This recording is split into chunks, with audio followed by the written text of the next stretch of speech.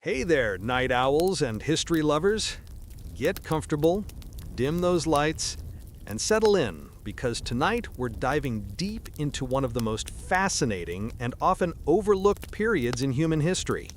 You know about the Black Death. Sure, everyone's heard about the plague that wiped out half of Europe.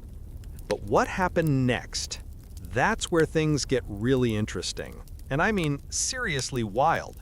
The aftermath of the greatest pandemic in human history reshaped everything you know about the modern world, and nobody really talks about it.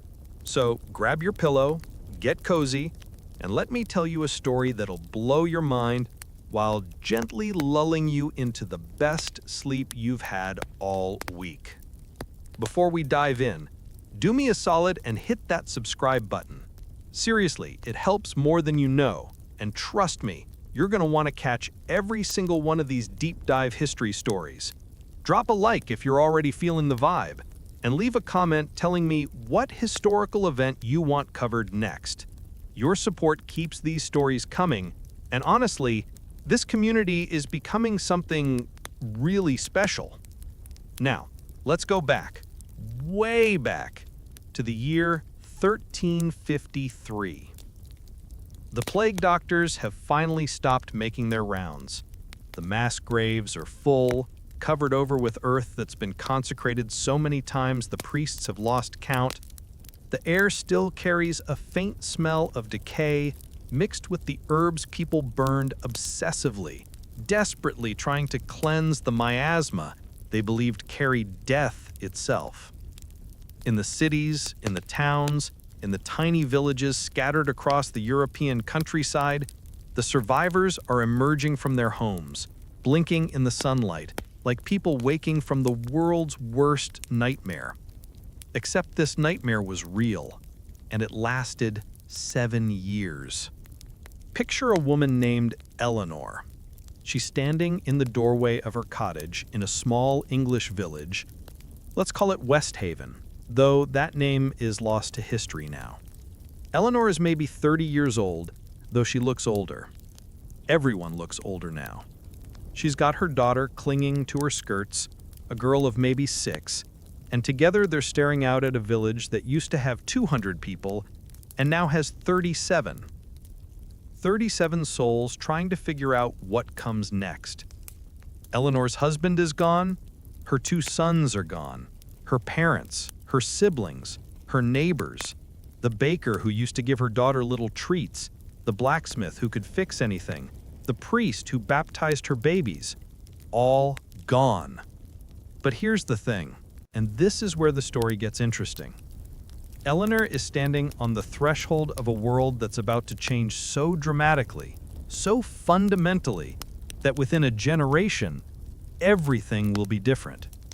Better in some ways, worse in others, but absolutely, completely transformed. See, when the Black Death finally loosened its grip on Europe, it left behind a continent that was unrecognizable. Between 1346 and 1353, somewhere between 75 and 200 million people died. The estimates vary, but imagine this. You wake up one morning and half the people you know are just gone. Half. Your street is half empty. Your workplace is half empty. Your church, your market, your tavern, all half empty. But it wasn't neat or organized. Some villages were completely wiped out, others barely touched. It was random, chaotic, and utterly terrifying. And now it was over. Mostly. The plague would come back in waves for the next few centuries, but that initial apocalyptic outbreak had passed. And the survivors had to figure out how to live in a world that had fundamentally broken. Let me paint you a picture of what Europe looked like in that moment. Imagine walking through the city of Florence in late 1353. Florence, this jewel of Italy, the center of art and commerce and culture, has lost maybe 60% of its population. You're walking down streets that used to be packed shoulder to shoulder with merchants and scholars and artisans and babers and priests and farmers bringing goods to market. Now, your footsteps echo. Shops are shuttered, their owners dead, with no heirs to claim them.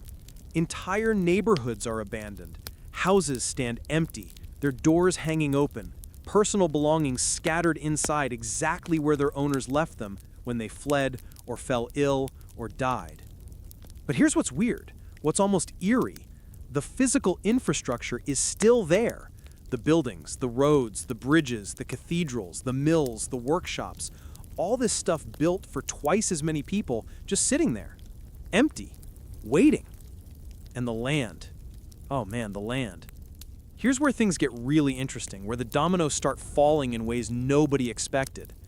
Before the plague, Europe was crowded, seriously crowded. The population had been growing for 3 centuries straight. Every bit of land that could be farmed was farmed. People were breaking up rocky soil, draining swamps, cutting down forests, anything to squeeze out a few more rows of grain, because there were so many people and only so much food. And if you were at the bottom of the social ladder, and most people were, you were probably hungry. Not starving necessarily, but never quite full either, living on bread and porridge and whatever vegetables you could grow, with meat maybe a few times a year if you were lucky. The social structure was rigid, man, like carved in stone rigid. You had the nobility at the top, maybe 2% of the population controlling most of the land. Then you had the clergy, also pretty comfortable, and then you had everybody else. The peasants, the serfs, the laborers, the folks who did all the actual work. And if you were born a peasant, you died a peasant. Your kids would be peasants. Your grandkids would be peasants. That's just how it was. The whole system was built on something called feudalism, which is basically this. The Lord owns the land, and you work it. In exchange, he protects you. Sort of. Maybe. When he feels like it. But you're tied to that land. You can't leave. You owe the Lord labor, rent paid in crops, fees for using his mill, fees for getting married, fees for basically existing. And you don't really have any bargaining power because, here's the thing, there are so many people and only so much land. If you don't want to work under those conditions, fine. There are 10 other desperate families who will. So you work, you keep your head down, and you hope your kids won't starve. That was the world before the plague. Now, let's fast forward to 1353, right after the plague has finally released its grip. Suddenly, dramatically, there aren't enough people. There's way more land than there are people to work it. And this flips everything on its head. Everything. Let's go back to Eleanor and her village of Westhaven. Before the plague, Eleanor and her husband were serfs on the local lord's manor. They worked his land, gave him most of what they grew, and barely scraped by. But now? Now, the lord of the manor, Lord Ashford, is standing in his empty fields looking at crops that are going to rot because there's nobody to harvest them.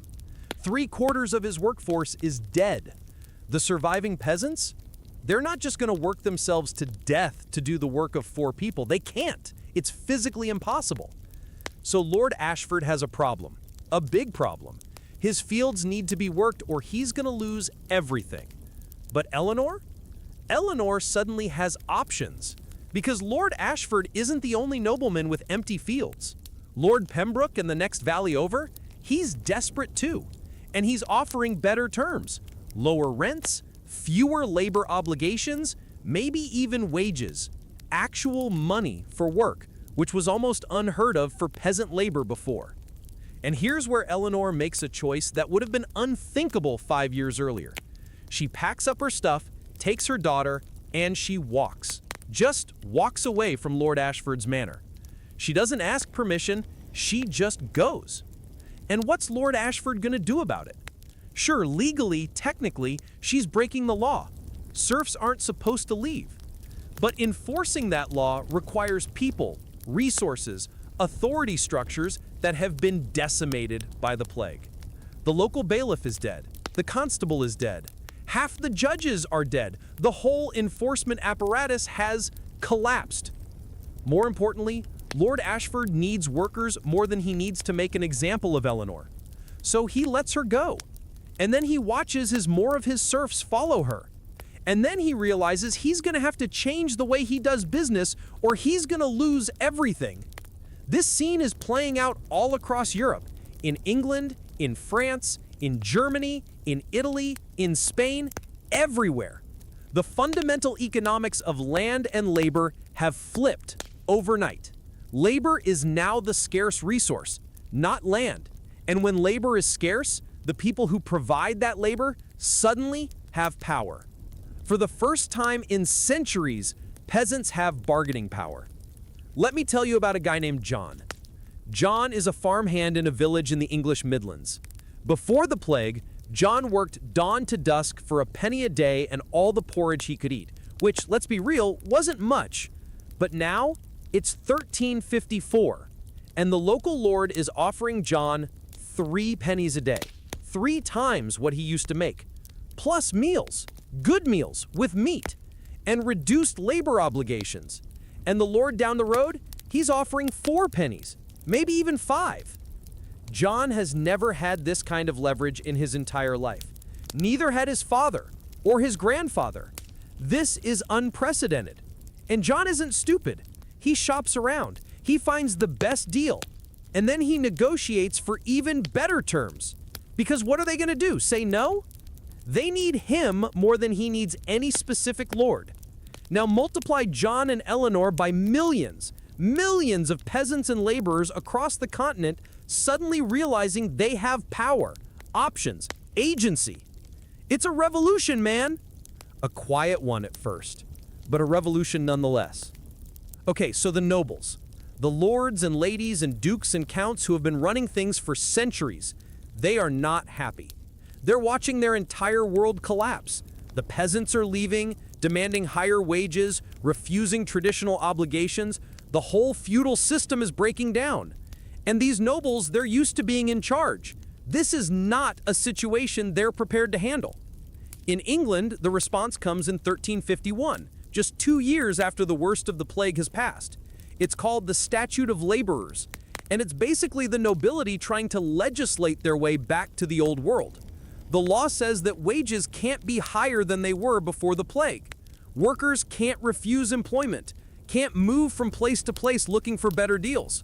On paper, it's the lords trying to slam the door on all these changes. But here's the thing about laws. They only work if you can enforce them. And enforcement requires a functioning bureaucracy, which requires people, which is exactly what post-plague Europe doesn't have enough of. So the statute of laborers, mostly ignored. Oh sure, there are prosecutions, fines, examples made of people, but for every worker punished for demanding higher wages, there are 10 more who get away with it. And the lords know it. They can pass all the laws they want, but reality doesn't care about their laws. Reality is empty fields and rotting crops, and the very real threat of economic collapse. So, despite the laws, wages keep rising. Across Europe, real wages for laborers increase by 50%, then double, then in some places triple over the next few decades. People who have been living on the edge of starvation their entire lives are suddenly, for the first time ever, able to afford things. Meat, cheese, better clothes, shoes that fit, maybe even some small luxuries. And the nobles? They're scrambling. Some adapt. They offer better terms, switch from farming to raising sheep because sheep require less labor, diversify their income. Others dig in their heels, try to squeeze more out of fewer workers, which just drives those workers away faster. It's economic Darwinism in action, and it's brutal. Let me tell you about a specific nobleman, a guy we'll call Sir William de Montfort.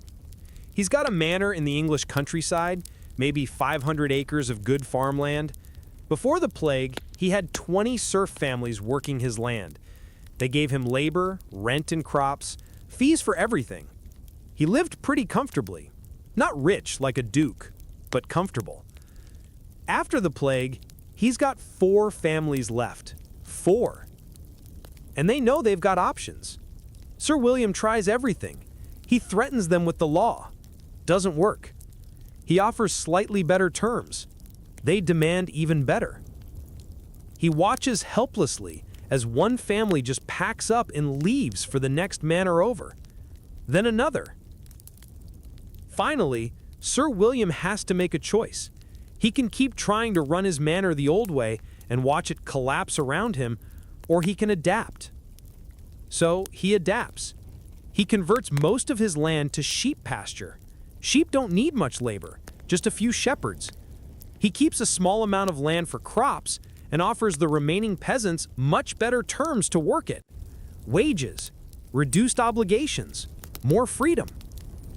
It kills him inside to do it.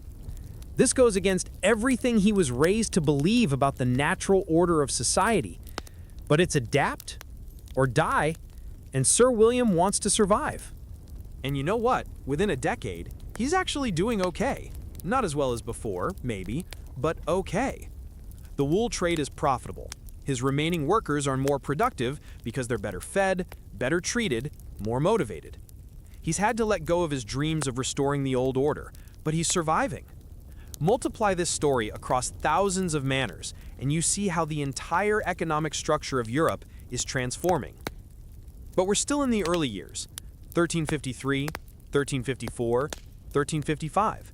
The immediate crisis is obvious. Not enough people to work the land. But as the years pass, the ripple effects start to spread out in every direction, touching everything, transforming society in ways nobody anticipated. Let's talk about the cities for a minute, the urban centers of medieval Europe, places like London, Paris, Venice, Bruges, Cologne. These cities have been hit hard by the plague, losing anywhere from 1/3 to 2/3 of their populations. But unlike rural areas, where the land just sits empty, cities have something different: opportunities. Before the plague, if you wanted to become a craftsman, a carpenter, a blacksmith, a baker, a shoemaker, you had to go through the guild system. The guilds controlled everything: who could work, how many apprentices could be taken on, what prices could be charged. It was a closed system, designed to limit competition and protect established masters. If you were a young guy hoping to learn a trade, you might wait years just to get accepted as an apprentice, then work for almost nothing for 7 years, then spend more years as a journeyman before maybe, if you were lucky and somebody died, you might get to become a master yourself and open your own shop. The plague changes this overnight. Suddenly, there aren't enough masters. The workshops are empty, the guild halls are half full, and there's still demand for goods. People still need shoes, bread, tools, clothes. So the guilds, faced with extinction, have to adapt. They start accepting apprentices with less stringent requirements. The apprenticeship periods get shorter. Young men who would have been stuck in 7-year indentures are becoming journeymen in 3 years. Some are opening their own shops in 5. This is massive, man. Social mobility is starting to emerge.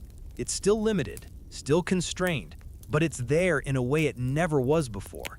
A peasant's son can move to the city, learn a trade, and within a decade be a respectable craftsman with his own business. That's new. That's revolutionary. Let me tell you about a specific case. There's a young man named Thomas. He's the son of a peasant from somewhere in rural England. Before the plague, Thomas's future was set. He'd work his father's land until his father died, then he'd work that same land until he died, and his son would do the same. That was it. That was life.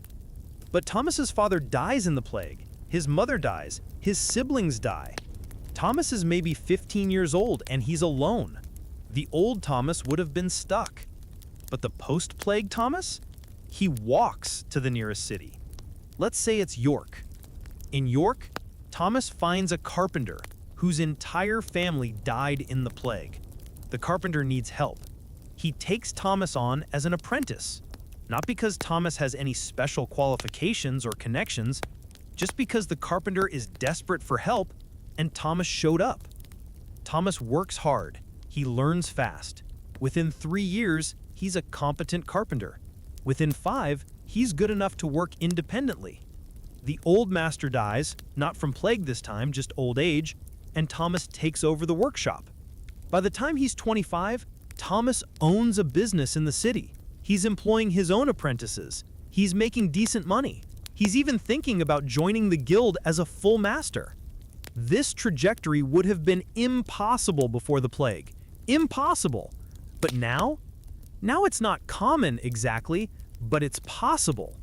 And that possibility changes everything. It gives people hope, ambition, a reason to work hard and take risks. And the women? Oh, the women's stories during this period are fascinating and often overlooked. Before the plague, women's economic opportunities were severely limited.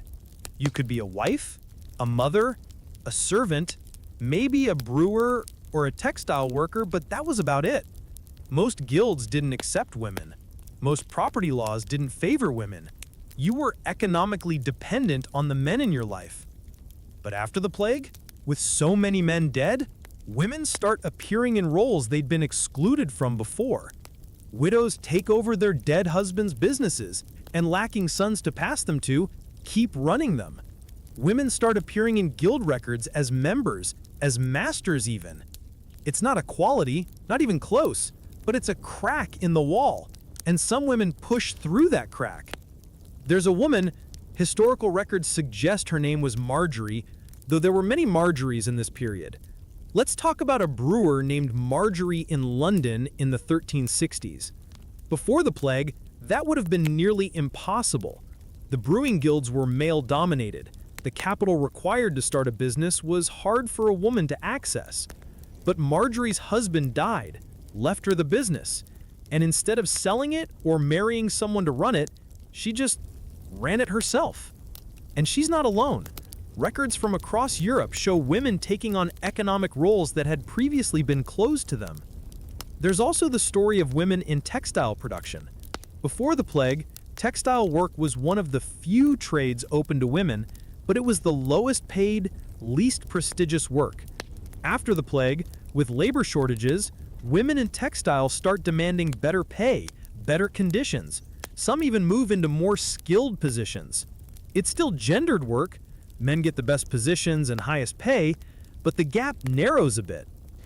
And then there are the women who just straight up move into male-dominated fields.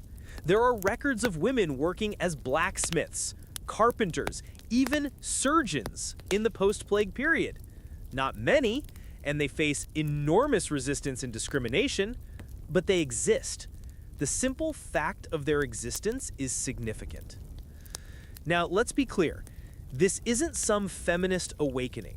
Society is still deeply patriarchal. Women still face enormous legal and social barriers. A woman's word is worth less in court. She can't own property as easily. She can't vote or hold office. She's expected to be submissive to men. The entire legal and social structure is designed to keep women subordinate. But the sheer necessity of keeping society functioning means some of those barriers get lowered. And once that happens, once women prove they can do these jobs, it becomes harder to justify excluding them entirely. It's 2 steps forward, 1 step back, but it's movement. Meanwhile, back in the countryside, something else interesting is happening. Remember all that land that's sitting empty? All those fields that used to be farmed, but now there's nobody to farm them? Nature is taking them back. Forests are expanding. Wildlife is returning.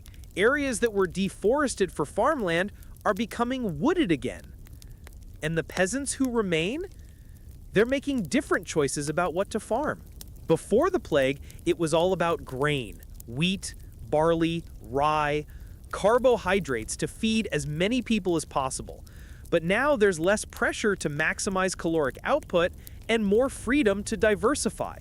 So you start seeing more livestock, more dairy, more orchards. The European diet is actually improving for the survivors. They're eating better than their grandparents did, which is kind of wild when you think about it. This apocalyptic plague leads to better nutrition for the survivors. Let me describe a typical meal for a peasant family before the plague versus after. Before, breakfast might include a piece of dark bread, maybe some porridge made from whatever grain you could afford. Lunch, more bread, maybe with some onions or cabbage if you had them. Dinner, porridge again, maybe with some beans. Meat, maybe a few times a year, on feast days. Milk and cheese were luxuries. You were basically surviving on carbohydrates and whatever vegetables you could grow. After the plague?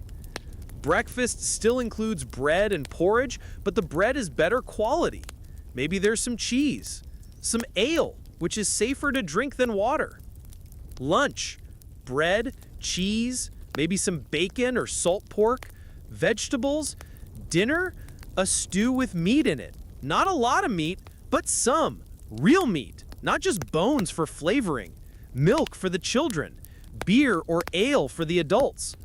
It doesn't sound like much by modern standards, but compared to what came before, it's a feast. And this matters. Better nutrition means people are healthier, stronger, more resistant to disease.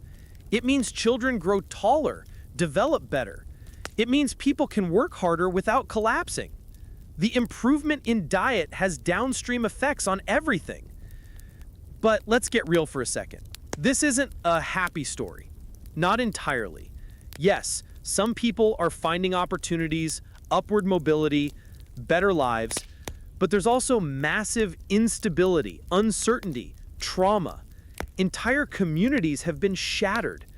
The psychological impact of watching half your loved ones die in the space of a few years doesn't just go away because wages are rising. There's grief everywhere.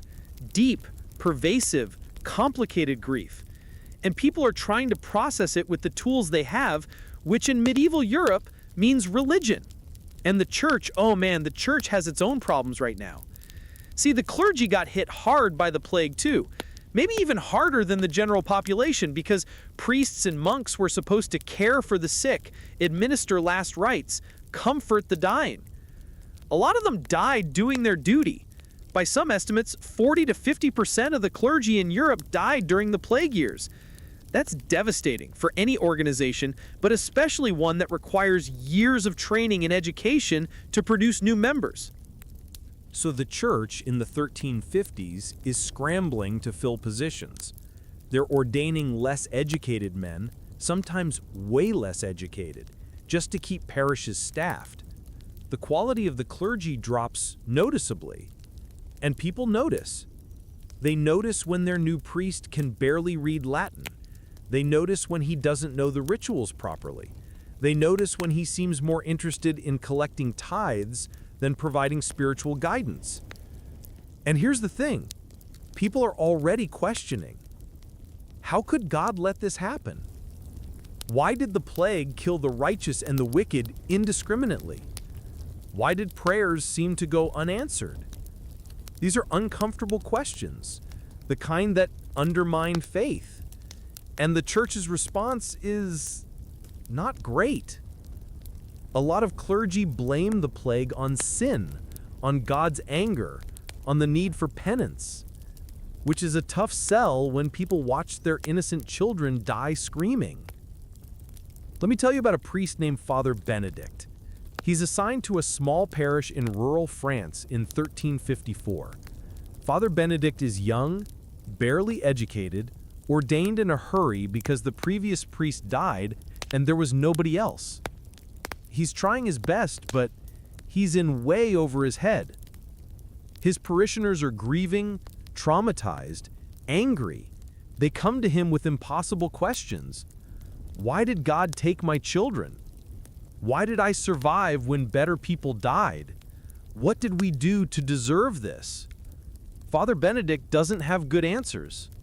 The theology he learns says God is just, that suffering has meaning, that prayer works. But that theology doesn't match what his parishioners experienced. They prayed, they repented, they did everything right, and their loved ones died anyway. So Father Benedict does what he can. He performs the rituals. He offers what comfort he can. But he can see the doubt in people's eyes, the crack in their faith. And he feels it too, if he's honest with himself. How can he maintain his own faith when nothing makes sense? Multiply Father Benedict's crisis by thousands, and you see why the church's authority is eroding. The plague didn't just kill people, it killed certainty. And the church's power was always based on certainty. The certainty that God is in control, that the church speaks for God, that following the church's teachings will lead to salvation. But when those certainties are shaken, the whole edifice starts to crumble. So you start seeing the emergence of more radical religious movements, groups that say the church is corrupt, that you don't need a priest to talk to God, that the clergy have lost their way. This isn't the Reformation yet. That's still more than a century away. But these are the seeds.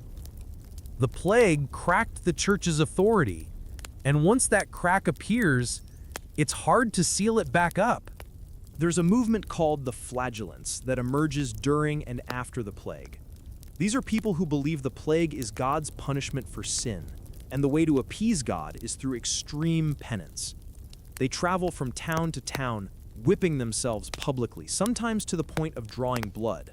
They're seeking purification through suffering. The church initially tolerates them, even encourages them in some cases.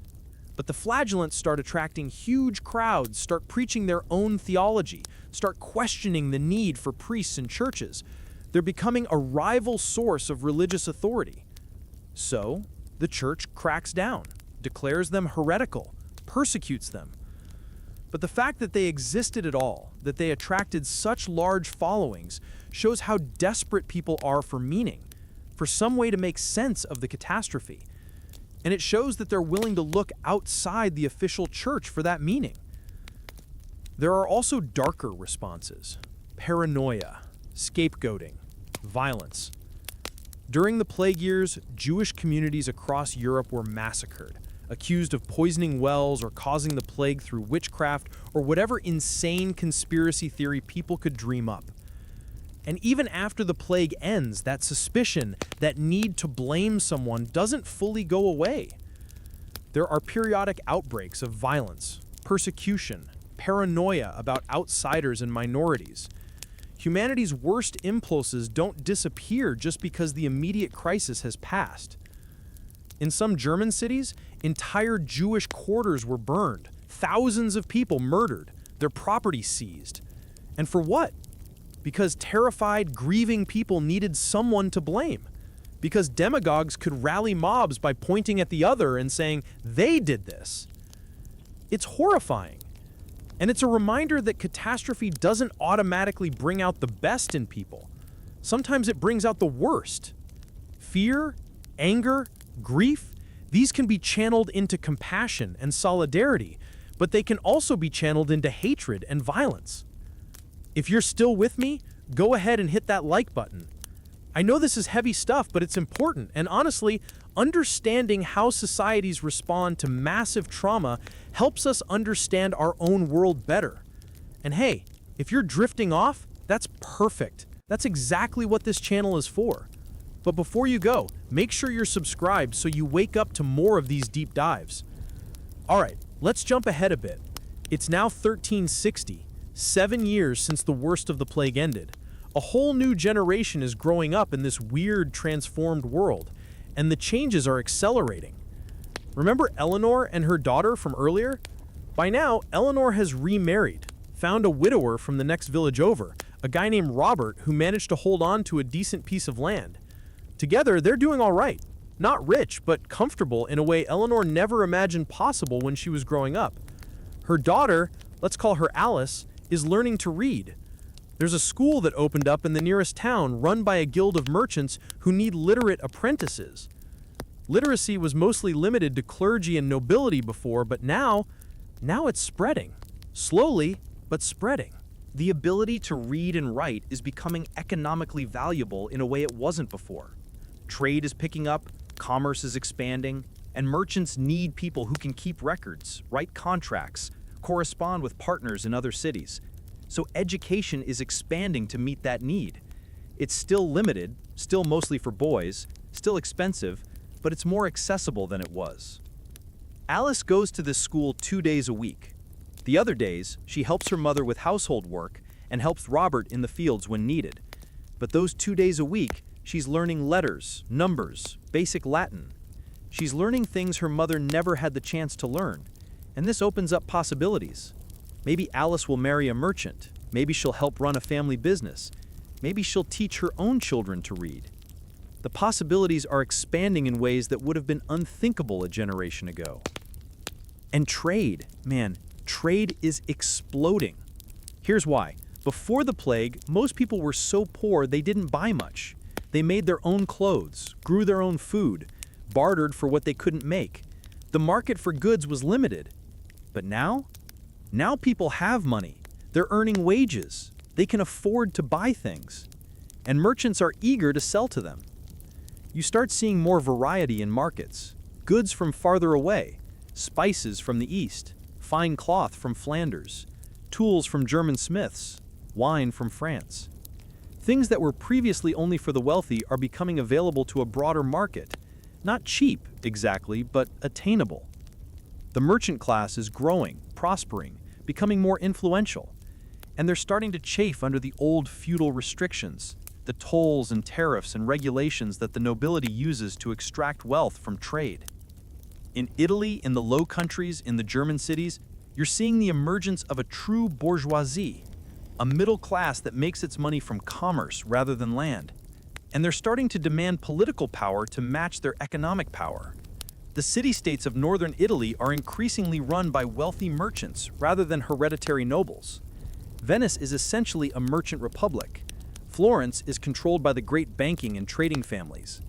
The Hanseatic League in Northern Europe is basically a confederation of merchant cities that operates almost like a state unto itself, negotiating treaties, waging trade wars, building fleets. The balance of power is shifting, slowly, gradually, but unmistakably. Land is no longer the only source of wealth and power. Capital, trade, commerce. These are becoming equally important, maybe more important in some places. Let's talk about one city in particular, Venice, because Venice in the post-plague period is absolutely fascinating. Venice has always been a trading city, built on commerce and connections to the east. But after the plague, Venice explodes. The population recovers relatively quickly, the trade networks expand, the wealth flowing into the city is staggering. Venetian merchants are trading with the Byzantine Empire, with the Muslim world, with the emerging powers in Asia. They're bringing back spices, silk, precious stones, exotic goods that Europeans crave, and they're making fortunes doing it. These aren't nobles, aren't people born into wealth. These are self-made men, merchants who started with a single ship and built trading empires. The Venetian government is unique. It's not a monarchy, not exactly a democracy, but a kind of oligarchic republic, controlled by the wealthy merchant families. If you're successful in trade, you can join the governing council. You have a voice in how the city is run. This is radical. The idea that wealth and achievement, rather than birth, could grant political power? That's new. That's modern. And the wealth shows. Venice is building. Palaces, churches, public works. The architecture is stunning, combining Byzantine, Islamic, and Western European influences. The city is becoming one of the most beautiful in Europe. And it's not just about showing off wealth, though there's plenty of that. It's about civic pride. The Venetians are building monuments to their own success, to the power of commerce and trade and human ingenuity. Now, Venice isn't a utopia. It's still a stratified society. The wealthy merchants control everything. The working people, the sailors and dock workers and craftsmen, have little say. Women are still subordinate. There's slavery. Venice is involved in the Mediterranean slave trade. It's a deeply flawed society. But it's also innovative, dynamic, forward-looking in ways that feudal societies aren't. Other cities are following similar paths. Bruges in Flanders becomes a major trading hub. Genoa rivals Venice in maritime trade. The German cities of the Hanseatic League, Lübeck, Hamburg, Bremen, are prospering from Baltic trade. Barcelona, Lisbon, London, Paris, all are growing, changing, becoming centers of commerce and culture. And the countryside is changing too. The expansion of trade means increased demand for raw materials. Wool for textile production, grain for cities, timber for shipbuilding, wine, metals, everything. And this creates opportunities for rural people. A sheep farmer in England can now sell his wool to merchants who'll ship it to Flanders for textile production. He's participating in an international market.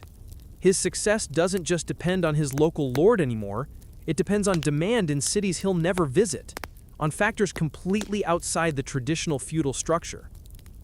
This is the beginning of a market economy. Not fully capitalist yet, but moving in that direction. Prices are increasingly determined by supply and demand rather than tradition or fiat. People are making economic decisions based on profit and loss. Capital is being accumulated and invested. It's a fundamental shift in how the economy works. Let me tell you about a wool merchant named Richard.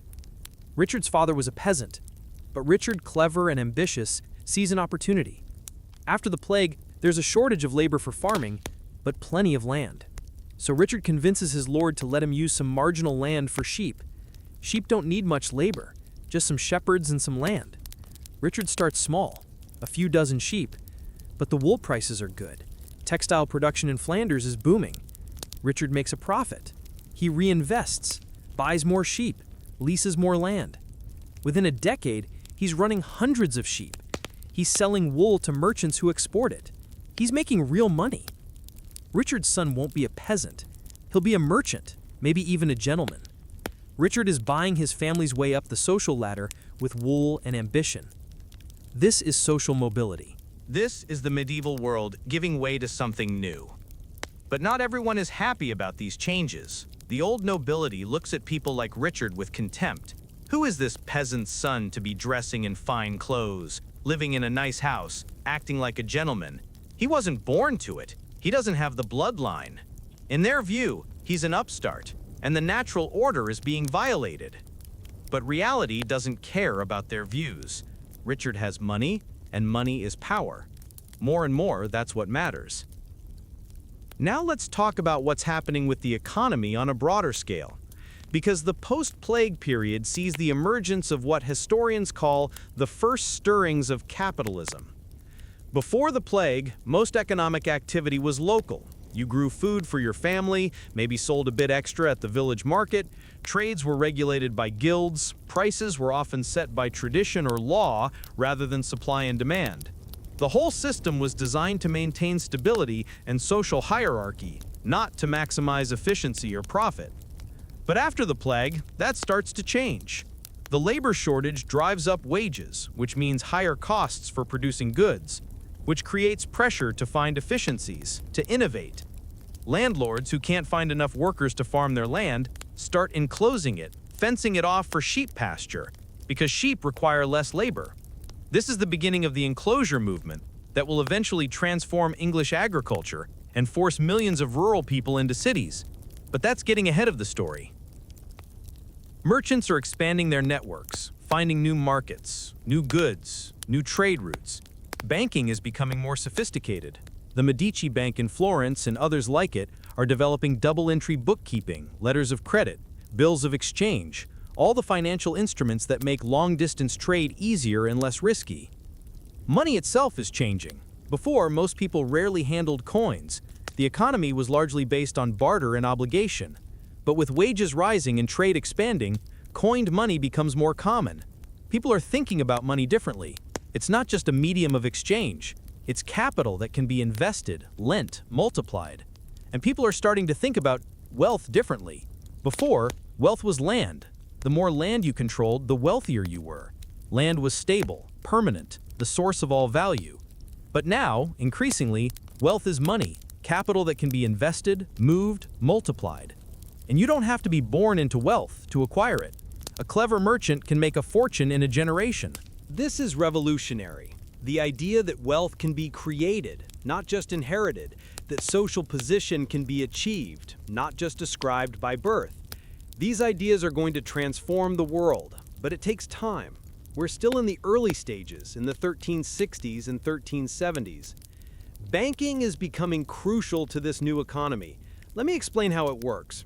A merchant in London wants to buy wool to sell in Florence. But carrying large amounts of gold or silver over long distances is dangerous. Bandits, pirates, accidents, the risk is high. So he goes to a bank. The bank gives him a letter of credit. He takes that letter to Florence, presents it to the bank's branch there, and receives payment.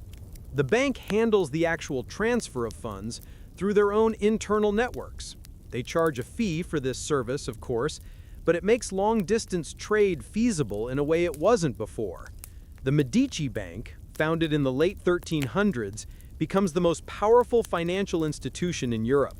They're lending to kings, to popes, to merchants. They're financing trade, wars, construction projects. They're accumulating wealth and power that rivals nobility. And they're doing it through finance, through understanding money and credit and investment. The Medici aren't nobles. They're commoners who got rich through banking, but their wealth gives them power. Eventually, they'll essentially rule Florence. One of them will become pope. Multiple Medici women will marry into European royal families. They're rewriting the rules of who can have power and how you acquire it. This financial revolution is making some things possible that weren't before. Large-scale projects that require massive capital investment, like building a cathedral or funding a fleet of ships, become feasible when you can pool capital from multiple investors. Risk can be spread out, returns can be shared. But it also creates new problems: debt, financial crises, the boom and bust cycles that will characterize capitalism for the next several centuries. The first major banking crisis happens in the 1340s, right before the plague, when English kings default on loans and bankrupt several Italian banks. These kinds of crises will become recurring features of the economic landscape. There's also growing inequality. The wealthy merchants and bankers are getting very rich. The artisans and laborers are doing better than before the plague, but they're not accumulating wealth the way the merchants are. And the poor, those who can't find work, who are disabled, who are unlucky, they're still desperately poor. The post-plague economy is creating winners and losers. It's not lifting all boats. It's creating opportunities for the ambitious and capable, but it's also creating new forms of exploitation and hardship. Let me take a moment here to address something important. We're about an hour into this story, and if you're still awake, that's awesome. But if you're drifting off, that's perfect too. That's what this channel is all about, giving you something interesting to listen to as you fall asleep. Make sure you've hit subscribe, and if you haven't liked the video yet, go ahead and do that now. Your engagement really does help the channel grow, and I appreciate every single one of you who takes the time to do it. Now, let's shift our focus to what's happening culturally and intellectually during this period. Because the economic and social changes are creating space for new ideas, new art, new ways of thinking about the world. Let's talk about the early Renaissance. Now, the Renaissance doesn't just suddenly start at a specific date. It's a gradual process, a slow accumulation of changes in art, literature, philosophy, science. But a lot of historians date its beginning to the decades immediately after the Black Death. Why? Because the plague created conditions that made the Renaissance possible. Let me explain. First, there's the economic factor. The plague redistributes wealth. When half the population dies, the wealth they leave behind gets consolidated among the survivors. Inheritance means that people who survive the plague often end up wealthier than they were before. Not because they worked harder or were smarter, just because they survived and their relatives didn't.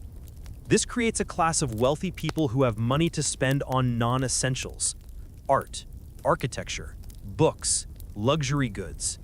And when there's demand for these things, supply emerges to meet it. Artists and writers and architects find patrons willing to pay them to create. Second, there's the psychological factor. The plague was traumatic. It shattered certainties, undermined faith in institutions and authorities, forced people to confront mortality in the most visceral way. And one response to that is a hunger for beauty, for meaning, for ways to make sense of existence. Art and literature and philosophy become ways to process the trauma, to assert meaning in the face of death. Third, there's the social mobility factor. Before the plague, the arts were mostly controlled by the church and the nobility. But now wealthy merchants are becoming patrons. They're commissioning works that reflect their values and interests, not just religious themes. This diversifies what art is about. What stories get told? And fourth, there's the educational factor. The expansion of trade requires educated people, merchants who can read contracts, navigators who understand mathematics, notaries who can draft legal documents. So education expands, universities grow, literacy increases, and more educated people means more people capable of creating and appreciating complex art and ideas.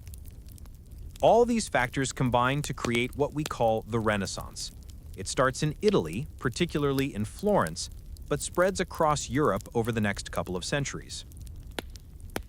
Let's talk specifically about Florence, because it's ground zero for the Renaissance, and because the connection to the post-plague world is so clear. Florence in the late 1300s is recovering from the plague. The population is still below pre-plague levels, but the city is prosperous. The wool and silk trades are booming, banking is flourishing, the city is full of wealthy merchants with money to spend. And they spend it on art. They commission paintings for their homes and chapels. They fund the construction of beautiful buildings. They patronize artists, writers, and thinkers. This isn't just about showing off wealth, though there's definitely some of that. It's also about civic pride, about making Florence beautiful, about leaving a legacy. The art being produced starts to change in fundamental ways. Before the Renaissance, most art was highly stylized, symbolic, focused on religious themes. Human figures were elongated, flattened, unrealistic. The goal wasn't to represent reality, but to communicate spiritual truths. But Renaissance artists start focusing on realism, on accurately depicting the human body, on perspective and depth and naturalism. They study anatomy, they experiment with light and shadow, they paint people as real, individual humans with distinct features and personalities, not as generic symbols. Why this shift? There are lots of theories, but one factor is definitely the plague. When you've watched thousands of real, specific, individual people die, maybe you start valuing the individual human life and body more. Maybe you want to capture the reality and dignity of individual existence. Let me tell you about a specific artist, Masaccio. He's painting in Florence in the 1420s, and his work is revolutionary. He uses linear perspective, a mathematical technique for creating the illusion of three-dimensional space on a two-dimensional surface. This technique had been lost since classical times, and Masaccio and his contemporaries are rediscovering it. His frescoes in the Brancacci Chapel in Florence show human figures that have real weight and volume and presence. They're not flat symbols, they're people, and they exist in believable three-dimensional space. When you look at his work, you feel like you could step into the painting. This is new, this is modern, and it's going to influence every artist who comes after. Leonardo, Michelangelo, Raphael, they're all building on foundations laid by artists like Masaccio. But it's not just visual art. Literature is changing too. Dante's Divine Comedy, written just before the plague, is already pushing boundaries by being written in Italian rather than Latin. It's a story about an individual man's journey through hell, purgatory, and paradise. It's deeply personal, psychologically complex, full of real historical and contemporary figures. Petrarch, writing during and after the plague, is developing the sonnet form and writing poetry that's intensely focused on his own inner emotional life. He's writing about his love for a woman named Laura with a psychological depth and focus on individual feeling that's new in European literature. Boccaccio, as I mentioned before, writes the Decameron in the years right after the plague. It's a collection of stories told by young people who fled Florence to escape the disease. The stories are bawdy, funny, satirical, human. They're not morality tales. They're explorations of human nature in all its messy complexity. And they're wildly popular because people recognize themselves in these stories. This literature is humanistic. It's focused on human experience, human psychology, human relationships. Not that religious themes disappear, they don't, But there's a new interest in the human side of existence, in this world as well as the next. And then there's philosophy. Scholars in this period are rediscovering classical texts that had been lost or ignored for centuries. Works by Plato, Aristotle, Cicero, other Greek and Roman thinkers. These texts offer different ways of thinking about ethics, politics, the nature of reality. They're not Christian texts, and sometimes their ideas conflict with Christian doctrine. But scholars are hungry for new ideas, new perspectives. This leads to what's called humanism, not in the modern secular sense, but in the sense of studying the humanities, focusing on human potential and achievement. Humanist scholars study grammar, rhetoric, poetry, history, moral philosophy. They're interested in what makes humans human, what we're capable of, how we should live. This is still mostly within a Christian framework. Most humanists are Christians, but they're arguing that studying classical texts and focusing on human achievement doesn't conflict with Christianity. In fact, it enhances it by helping us understand God's creation more fully. But of course, this opens doors. Once you start saying that classical pagan texts have value, that human reason and achievement matter, that individual experience is worth exploring, well, it becomes harder to maintain that the church has a monopoly on truth, that tradition and authority should never be questioned, that this world doesn't matter compared to the next. The seeds of the Enlightenment are being planted here, centuries before the Enlightenment actually happens. Let's talk about education specifically because the changes here are really significant. Before the plague, education was mostly limited to clergy and nobility. Monasteries and cathedral schools trained priests. Nobles sometimes hired tutors for their sons. Universities existed, but were small and focused on training clergy and lawyers. After the plague, education expands. Merchant families want their sons educated so they can run businesses. Literate clerks and notaries are needed. Some cities start founding public schools. Universities grow and diversify. The curriculum is still heavily focused on Latin, theology, and classical texts, but there's more room now for practical subjects, mathematics, accounting, modern languages, and more students from non-noble backgrounds are attending. This is creating a class of educated lay people who can read Latin and vernacular literature, who understand mathematics and law, who can participate in intellectual debates. And these people aren't necessarily under the church's direct control. They're independent thinkers, at least potentially. Let me tell you about a student named Giovanni. He's the son of a Florentine merchant. His father sends him to the university in Bologna to study law, not because the family is particularly interested in law as such, but because legal training is useful for business and because it's a mark of status. At university, Giovanni studies Roman law, church law, rhetoric, Latin, but he also falls in with a group of humanist scholars who are passionate about classical literature. He reads Cicero, Virgil, Ovid. He starts writing poetry in Italian. He debates philosophy with his friends. Giovanni isn't going to become a professional scholar. He'll go back to Florence and help run his family's banking business. But he's been changed by his education. He sees the world differently. He has intellectual interests and capabilities beyond just business. And he'll be a patron of the arts, a collector of books, someone who values culture and learning. Multiply Giovanni by thousands, and you see how education is creating a class of people who are engaged with ideas, with art, with culture. They're the audience for the Renaissance. They're the market that makes it economically viable for artists and writers to produce their work.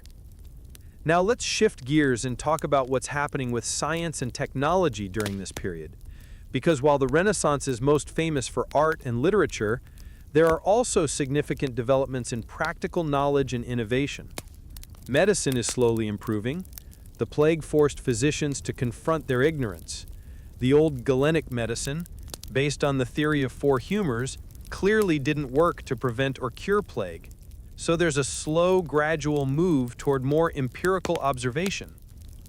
Dissection of human bodies, which was rare and controversial before, becomes more common. Physicians and surgeons want to understand anatomy better.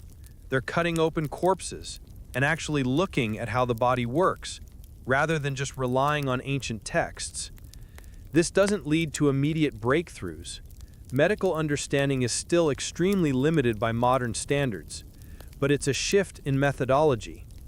The idea that you should observe reality and test theories against evidence rather than just accepting authority is taking root. That's the beginning of scientific method, though it'll be centuries before it's fully developed. Surgery is improving too. Surgeons are developing better techniques, better tools. They're still not dealing with infection effectively. That won't happen until the germ theory of disease in the 1800s, but they're getting better at setting bones, treating wounds, performing amputations. Pharmacology is advancing. Physicians are cataloging plants and minerals with medicinal properties.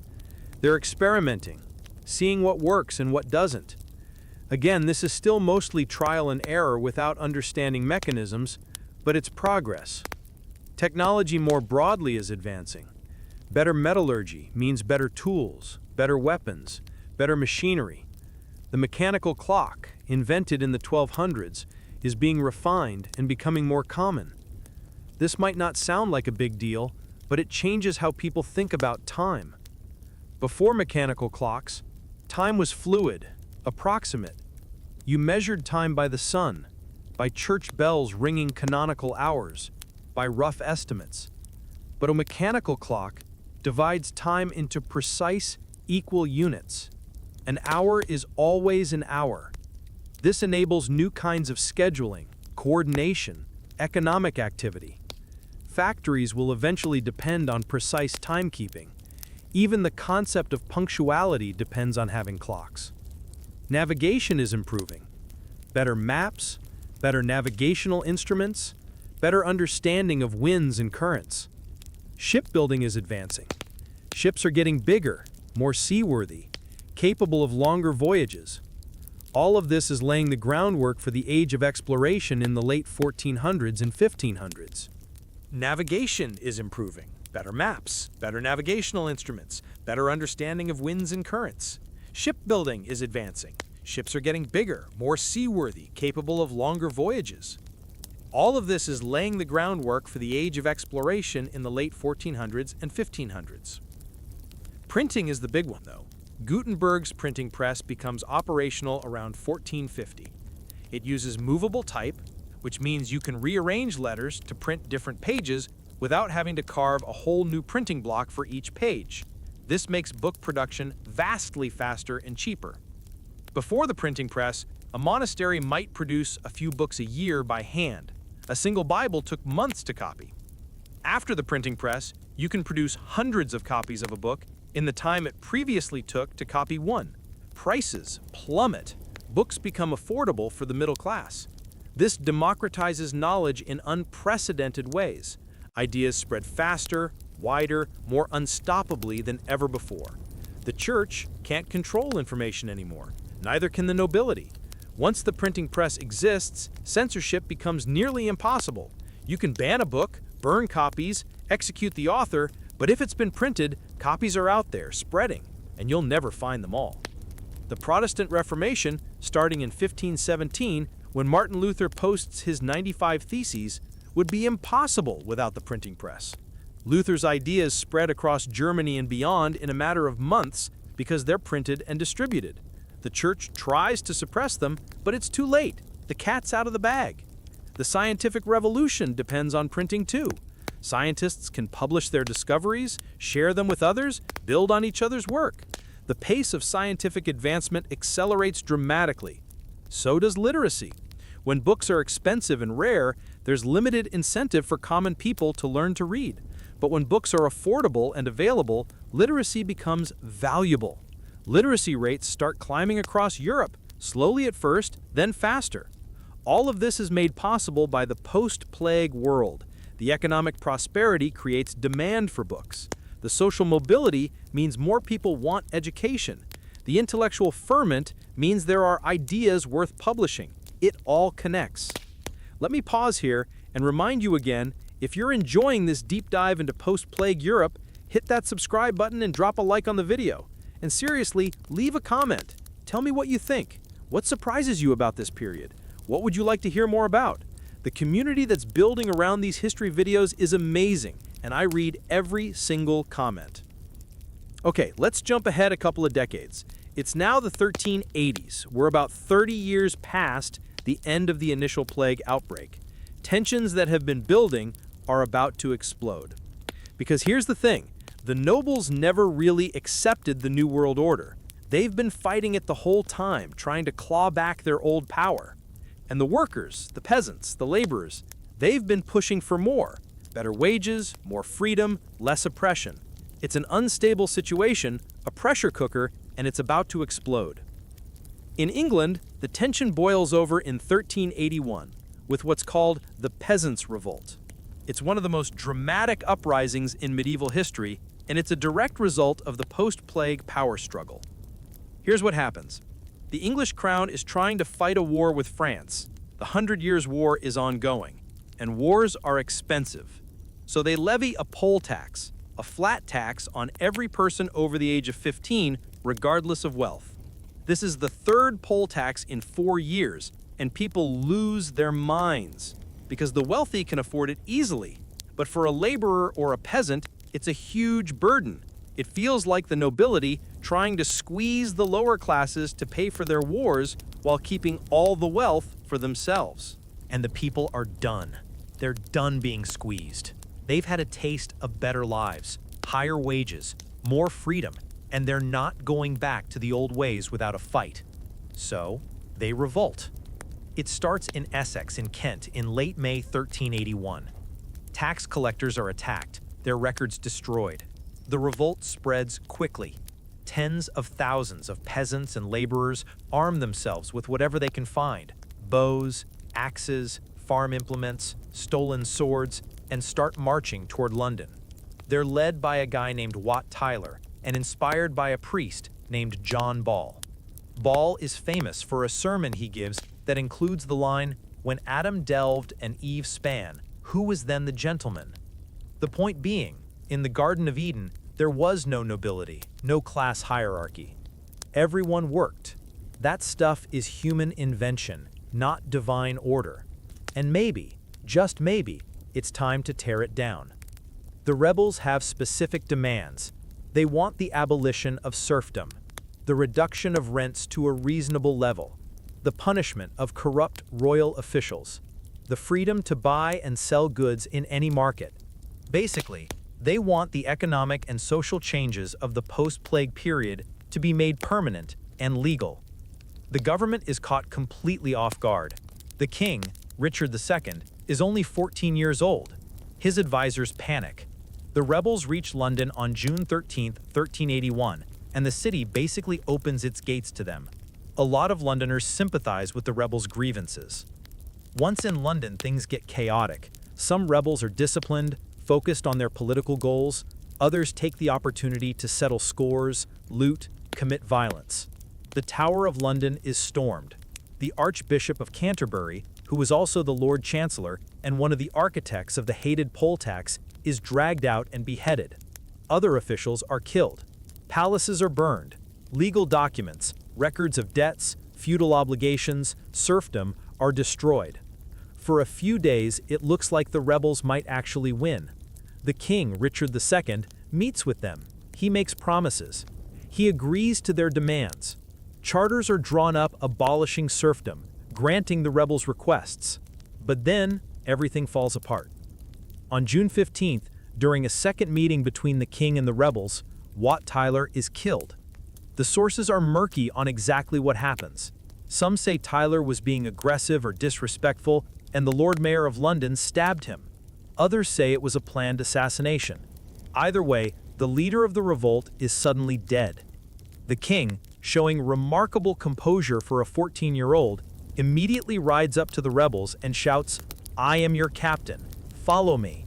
He leads them out of the city, promising to address their grievances. But without Tyler, the rebel movement loses cohesion. The different groups don't coordinate. They start dispersing. And then the hammer falls. Once the rebels have dispersed, the king reneges on all his promises. The charters are declared invalid, made under duress, therefore not binding. The rebels are hunted down.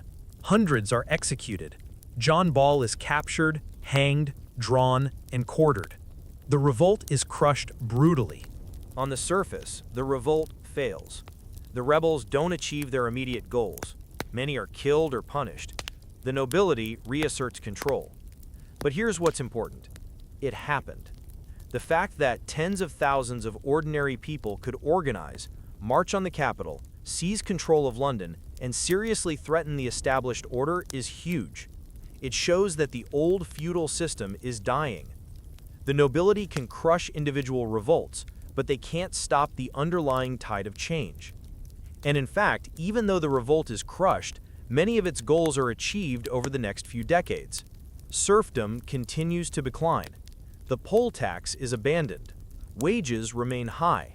The economic and social changes the rebels were fighting to protect largely continue. The revolt is just the most dramatic example. There are similar uprisings across Europe. In France, there's the Jacquerie in 1358, a peasant revolt that's even more violent and even more brutally crushed. In Flanders, urban workers revolt against their wealthy merchant overlords. In Florence, the Ciampi Revolt in 1378 sees the lowest class of workers briefly seize control of the government. Each of these revolts has its own specific causes and context, but the underlying pattern is the same. The post-plague economic and social changes have empowered the lower classes, and they're demanding recognition of that power, sometimes violently. The nobility fights back, often successfully in the short term, but they're fighting a losing battle. The world has changed too fundamentally. You can't go back to the pre-plague social order when the economic conditions that supported that order no longer exist. Let me tell you a story that illustrates this. There's a nobleman we'll call Sir Thomas. He's in his 50s in 1381, which means he's old enough to remember the world before the plague. He remembers when peasants knew their place, when a lord's word was law, when the social hierarchy seemed natural and unchangeable. Sir Thomas watches the peasants revolt with horror and fury. These peasants, these base-born churls, daring to threaten their betters, demanding rights, acting like they're equals? It's an inversion of the natural order, a violation of everything Sir Thomas believes in. He participates enthusiastically in the suppression of the revolt. He's there when rebels are hanged. He approves when their leaders are executed. He thinks order has been restored. But then he goes back to his manor and realizes nothing has really changed. His peasants still demand high wages. They still leave if he doesn't meet their terms. They still act like they have options, like they're not bound to his land by ancient obligation. Sir Thomas rages against this. He tries to enforce the old rules, but he can't. Not really. Because the economic reality hasn't changed. There still aren't enough workers. Land is still abundant relative to labor. The market forces that give workers bargaining power are still operating. Sir Thomas dies a bitter, confused old man, unable to understand why the world won't go back to the way it used to be. His son, who grew up in the post-plague world, adapts more easily. He doesn't remember the old world, doesn't have the same emotional attachment to it. He's pragmatic. He offers decent terms to workers because that's what you have to do. He converts some land to sheep pasture because it's more profitable. He adjusts. That generational transition is happening across Europe. The old guard that remembers the pre-plague world is dying off. The new generation knows only the post-plague reality, and they build their lives accordingly. By the late 1300s and early 1400s, serfdom is declining rapidly across Western Europe. Not gone, not everywhere, but declining. More and more peasants are free tenants, paying rent in money rather than owing labor. More are wage laborers, selling their work on the open market. The feudal system is transforming into something else, something more market-driven, more capitalist. This process takes time. It's not complete until the 1500s or later in some places, but the direction is clear. The old system is dying. A new system is being born. Let's talk about what's happening at the highest levels of society, with kings and kingdoms and international politics, because the post-plague period sees major changes here too. The 100 Years' War between England and France is ongoing throughout this period. It started in 1337 and won't end until 1453. The plague interrupts it temporarily. Hard to fight a war when your armies are dying of disease, but it resumes in the 1350s and continues intermittently. The war is transforming warfare. English longbowmen proved devastatingly effective against French knights. Battles like Crécy and Agincourt show that common soldiers with longbows can defeat armored nobles on horseback. This is socially significant. Warfare was supposed to be the domain of the nobility. Knights were the elite warriors, the military aristocracy. But now common archers are proving more effective. This undermines the nobility's claim to special military status. Gunpowder weapons start appearing in Europe in this period too. Early cannons, primitive handguns. They're not very effective yet, but they're improving. By the 1400s, cannons are changing siege warfare. Castles that were impregnable for centuries can now be battered down with artillery. This will eventually end the military dominance of the feudal nobility entirely. The war also drives state building. To fight effectively, kingdoms need to raise money, organize armies, develop administrative systems. This leads to stronger, more centralized royal governments. Kings are expanding their bureaucracies, raising taxes more effectively, asserting control over territories that were previously semi-autonomous. In France, despite losing battles, the monarchy is slowly consolidating power. The king is bringing previously independent regions under royal control, the bureaucracy is growing, a sense of French national identity is starting to emerge. In England, Parliament is growing stronger. The king needs Parliament's approval to raise taxes, which gives Parliament leverage.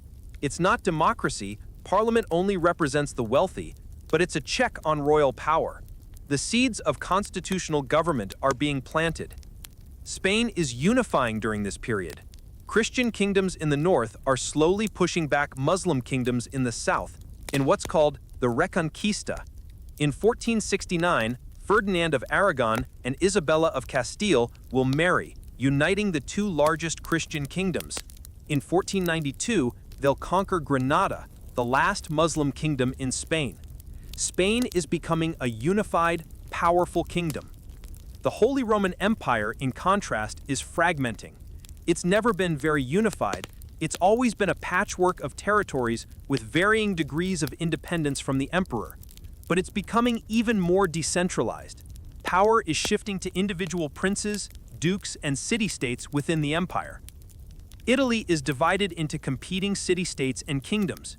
Venice, Florence, Milan, Genoa, the Papal States, the Kingdom of Naples, they're constantly making and breaking alliances, fighting wars, competing for power and territory. It's chaotic, but it's also dynamic. The competition drives innovation in art, culture, warfare, diplomacy. The Byzantine Empire is dying. It's been declining for centuries, and by the 1400s, it's reduced to little more than the city of Constantinople and some surrounding territory. The Ottoman Turks are expanding into Europe, conquering Byzantium's former territories. In 1453, they'll finally conquer Constantinople itself, ending the Byzantine Empire and establishing Ottoman dominance in the Eastern Mediterranean. This has huge ripple effects. Byzantine scholars flee to Western Europe, bringing with them classical texts and knowledge. This contributes to the Renaissance. The fall of Constantinople also blocks traditional trade routes to Asia, which motivates European explorers to search for alternative routes. This leads to the Age of Exploration, the discovery of the Americas, the beginning of European colonialism. All of these developments are connected to the post-plague world.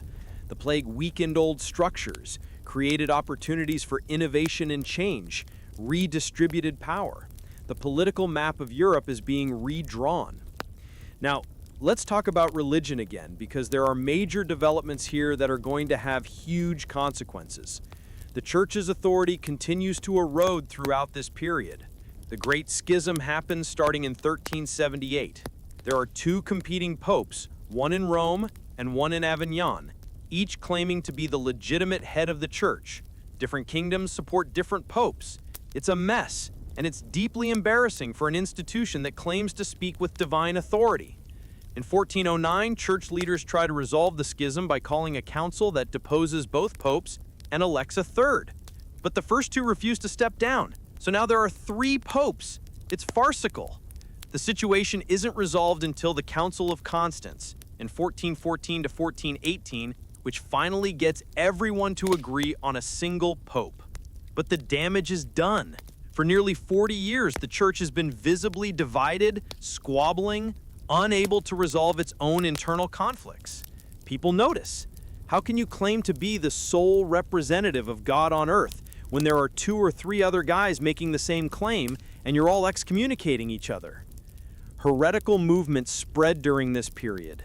John Wycliffe in England argues that the Bible should be translated into English so ordinary people can read it, that the church has strayed from Christ's teachings, that the clergy are corrupt. He attracts followers called Lollards.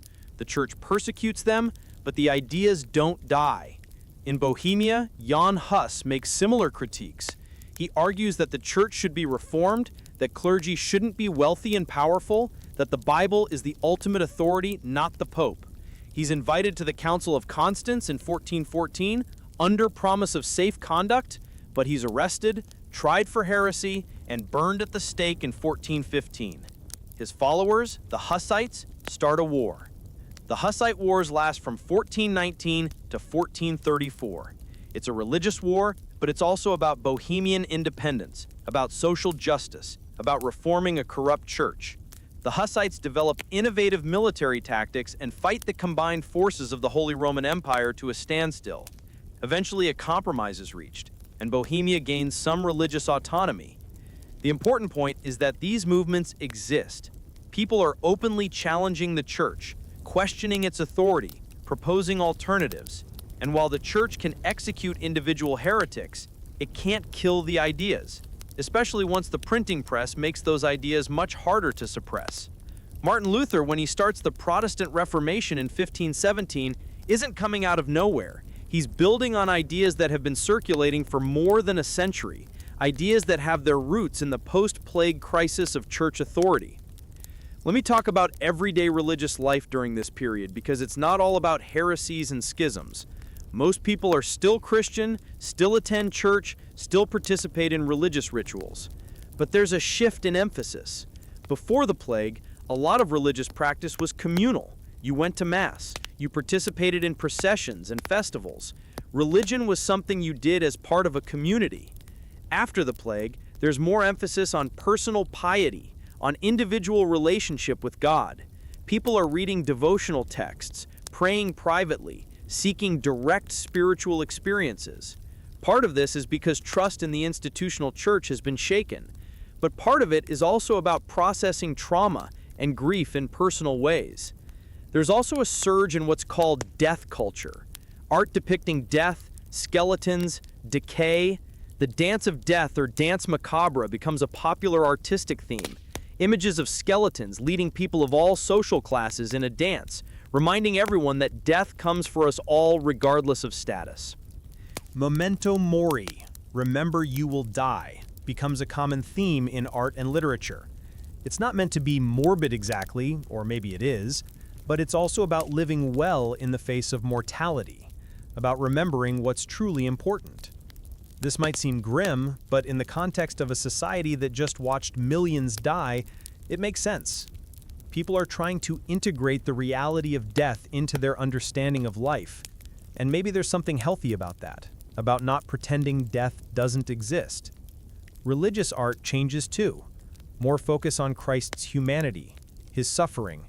Depictions of the crucifixion become more graphic, more emotional. There's an emphasis on empathy, on feeling Christ's pain. Maybe this resonates with people who have witnessed so much suffering themselves. Marian devotion to the Virgin Mary increases. Mary is seen as a merciful intercessor, someone who understands suffering and can plead with God on behalf of humanity. In a world that feels harsh and uncertain, the idea of a compassionate divine mother figure is comforting. Saints become more important too. Each saint has specific areas of patronage. You pray to Saint Christopher for safe travel, Saint Blaise for throat ailments, Saint Sebastian for protection from plague. In an uncertain world, these specific, targeted interventions feel useful. The Church encourages this, of course, More devotion means more offerings, more pilgrims, more income. But it also reflects genuine spiritual needs. People want to feel like there's some power they can appeal to, some way to influence their fate. Let's shift gears and talk about women again, because there are some interesting developments in the late 1300s and early 1400s that are worth exploring. The post-plague period created some opportunities for women, as I discussed earlier. Widows running businesses, women entering previously male-dominated trades, more economic independence. But there's also a backlash. As things stabilize, as guilds and institutions regain their strength, there's a push to exclude women again. Guild regulations that had been relaxed during the labor shortage start being enforced again. Women are pushed out of trades they'd entered. The brief window of opportunity starts closing. It doesn't close entirely. Some women manage to hold on to their positions, and the precedent has been set. Women have proven they can do these jobs, but the progress is uneven and contested. At the same time, you start seeing more written works by women and about women. Christine de Pizan, who I mentioned earlier, is the most famous example. She's writing in the early 1400s, supporting herself and her children through writing after her husband's death. She writes poetry, moral treatises, and importantly, works defending women against misogynistic attacks. Her book, The City of Ladies, imagines a city populated entirely by virtuous women from history and literature. It's a defense of women's capabilities and worth.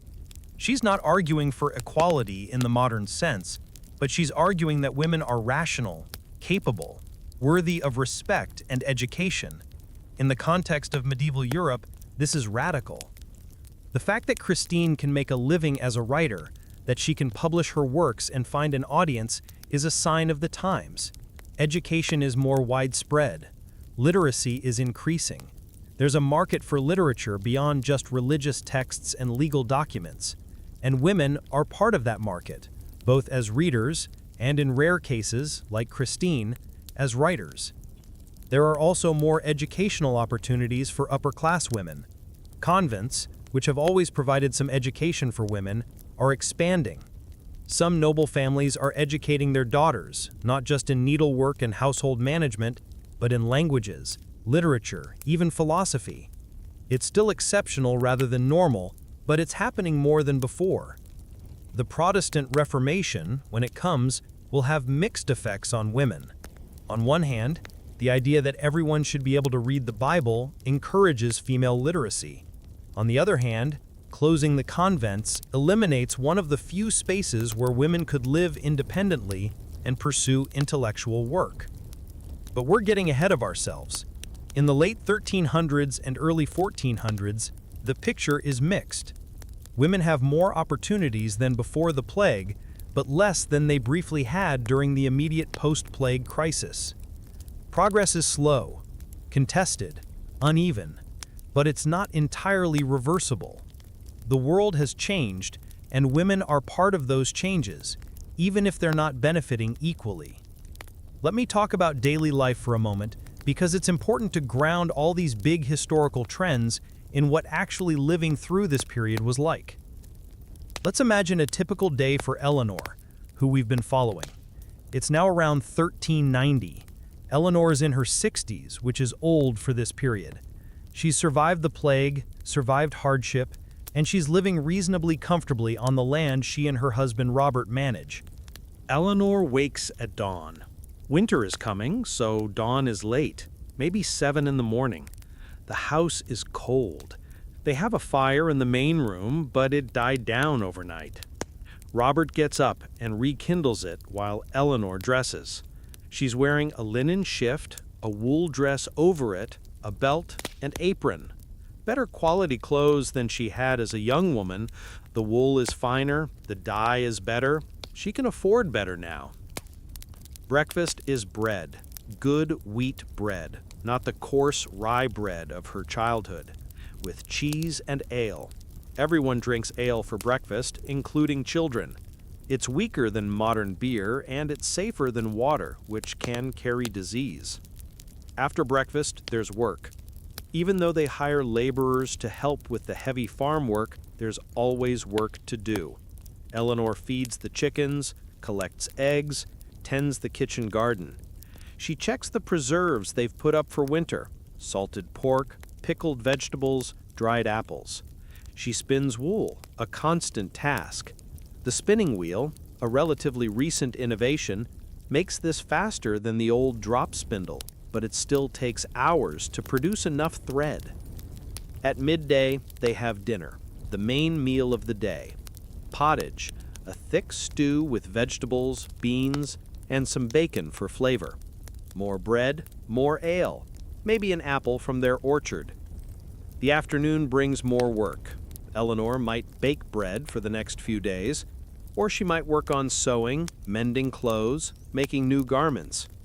If it's market day, she might go to the village to sell eggs or buy things they need: salt, iron nails, cloth they can't make themselves. Evenings are quieter. They might have neighbors over. They'll sit by the fire, tell stories, share news and gossip. Someone might play a simple instrument, a pipe or a drum. They'll pray before bed, thanking God for the day's blessings. It's a hard life by modern standards. The work is constant and physical. Medical care is almost non-existent. A broken bone, a bad infection, a difficult childbirth, any of these can be a death sentence. Winter is cold, summer is hot, and there's no escaping the weather. Hygiene is limited, life expectancy is short.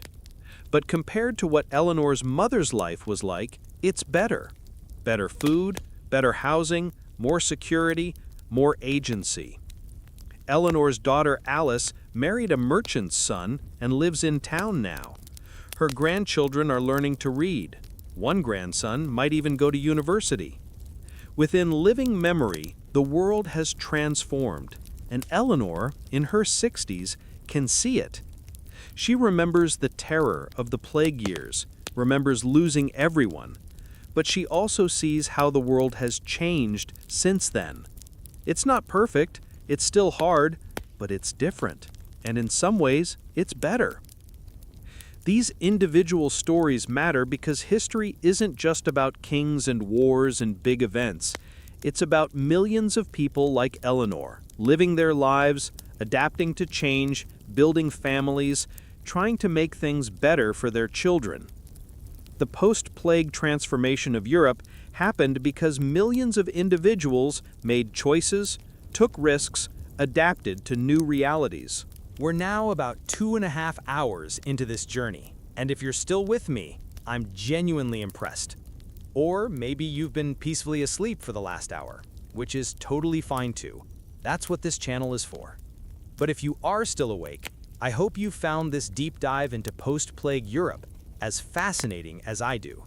This period is so often overlooked, but it's absolutely crucial to understanding how we got to the modern world. Before we wrap up, let me make one final push. Subscribe to the channel if you haven't already. Hit that like button, and please leave a comment with your thoughts or suggestions for future topics. You all are the reason I can keep making these videos, and I appreciate every single one of you. Now, let's bring this home with some final thoughts on the long-term legacy of the post-plague period and what it teaches us about human societies and resilience. By the mid-1400s, Europe has been completely transformed from what it was in 1347, before the plague hit. The population is still below pre-plague levels. It won't fully recover until the 1500s or later. But the society that exists is fundamentally different. Feudalism is dying. Centralized nation-states are emerging. The economy is increasingly market-driven and capitalist. Cities are centers of commerce and culture. Education is more widespread. Art and literature are flourishing. Technology is advancing. The church's authority is weakened. Social mobility exists in ways it didn't before. Within another few decades, the printing press will be spreading across Europe. Columbus will sail to the Americas. The Protestant Reformation will split Western Christianity. The scientific revolution will begin. The modern world is emerging. And none of this happens without the Black Death. The plague didn't cause all these changes directly, but it created the conditions. It shattered the old world so completely that a new one had to be built from the pieces. And the people who built that new world, survivors of the greatest catastrophe in human history, built something different, something that incorporated the hard lessons they'd learned. What can we learn from this? Maybe that societies are more resilient than we think. The Black Lapse, economic devastation, psychological trauma on a scale that's hard to imagine. And yet, within a generation, society was functioning again. Within a century, Europe was arguably more prosperous and dynamic than it had been before the plague. That doesn't minimize the suffering. Millions of people died horrible deaths. Millions more grieved losses that would haunt them forever. The trauma was real and deep and lasting. But the survivors rebuilt. They adapted. They created new systems, new ideas, new ways of living. And some of those changes were improvements. The end of serfdom meant more freedom for millions. Rising wages meant better living standards. Increased social mobility meant more opportunity. The Renaissance gave us art and literature and ideas that still inspire us today. The printing press democratized knowledge. The scientific method emerged. The foundations of the modern world were laid. But there were also costs. The enclosure movement displaced millions. Colonialism, enabled by post-plague technological and economic developments, would devastate the Americas, Africa, and Asia. The witch hunts, the religious wars, early capitalism with all its exploitation, these are also part of the post-plague legacy. The transition from medieval to modern wasn't smooth or benign. It was messy, violent, full of winners and losers. History is complicated. The Black Death didn't lead to some utopia. It led to a messy, complicated, often brutal period of transition that eventually gave us the world we live in today, with all its benefits and flaws. But maybe the key lesson is this: catastrophic change, while horrific, can also create opportunities for progress. Old systems, no matter how entrenched, can break down when conditions change dramatically. People adapt, survive, rebuild, and sometimes, not always, but sometimes, they build something better than what came before. We're living through our own period of rapid change right now. Climate change, technological disruption, political upheaval, pandemics, we've got our own challenges. Looking back at how medieval Europe navigated the aftermath of the Black Death might not give us answers, but it gives us perspective. It reminds us that humans have faced existential threats before and come out the other side, changed but surviving. The world after the Black Death was unrecognizable from the world before, but it was a world. People fell in love, raised children, told stories, created art, built communities. Life went on. It always does. Think about Eleanor in her old age, sitting by the fire, telling her grandchildren about the world she grew up in, a world so different from the one they know. She tells them about the plague years, about the terror and loss, but she also tells them about the changes that came after, about the new opportunities, about how their family went from serfs to free tenants to merchants. She tells them about resilience, about adaptation, about hope. Her grandchildren live in a world that's better in many ways than the one Eleanor was born into. Not perfect, still hard, still full of suffering and injustice, but better. And that's something. History is made by ordinary people living through extraordinary times. And somehow, despite everything, they keep going. They keep building. They keep hoping. They keep trying to make tomorrow better than today. That's the story of what happened after the Black Death ended. It's a story of resilience, adaptation, innovation, and hope. It's a reminder that even the darkest times eventually give way to new beginnings, that human societies can absorb tremendous shocks and rebuild, that progress, while never guaranteed and never without cost, is possible. The survivors of the Black Death looked at the shattered world around them and made a choice. They could despair or they could build. They chose to build. And what they built over generations, with countless small decisions and acts of courage and creativity, became the foundation of the modern world. We are their descendants, living in a world they could never have imagined. But we face our own challenges, our own catastrophes, our own need to adapt and rebuild. Their story can inspire us, not because they got everything right, they didn't, but because they survived, they adapted, they built, and so can we. As you drift off to sleep tonight, think about all those millions of people across centuries, each living their own life, each contributing in small ways to the great sweep of history. Think about Eleanor and her daughter Alice and her grandchildren. Think about John the farmhand and Thomas the carpenter and Marjorie the brewer. Think about the artists and scholars and merchants and priests and peasants who lived through the post-plague transformation and made it what it was. They were ordinary people, but they lived through extraordinary times, and they shaped the world in ways they couldn't have imagined. That's the power of human resilience. That's the lesson of history. That's what happened after the Black Death ended. The Black Death's shadow stretched far beyond the immediate decades after its end. As we move deeper into the 1400s and approach the cusp of what historians call the early modern period, the ripples of that catastrophe continue to reshape Europe in ways both subtle and profound. Let me take you through the next chapters of this transformation, the stories that don't often get told, the changes that happen slowly but irrevocably. It's now 1450, almost exactly a century since the worst of the plague passed. Everyone who personally remembers the Black Death is dead. But its effects are everywhere, woven into the fabric of society so deeply that people don't even recognize them as post-plague phenomena anymore. This is just how the world is now. Let me tell you about a young man named Marco. He's living in Venice, working as an apprentice to a printer.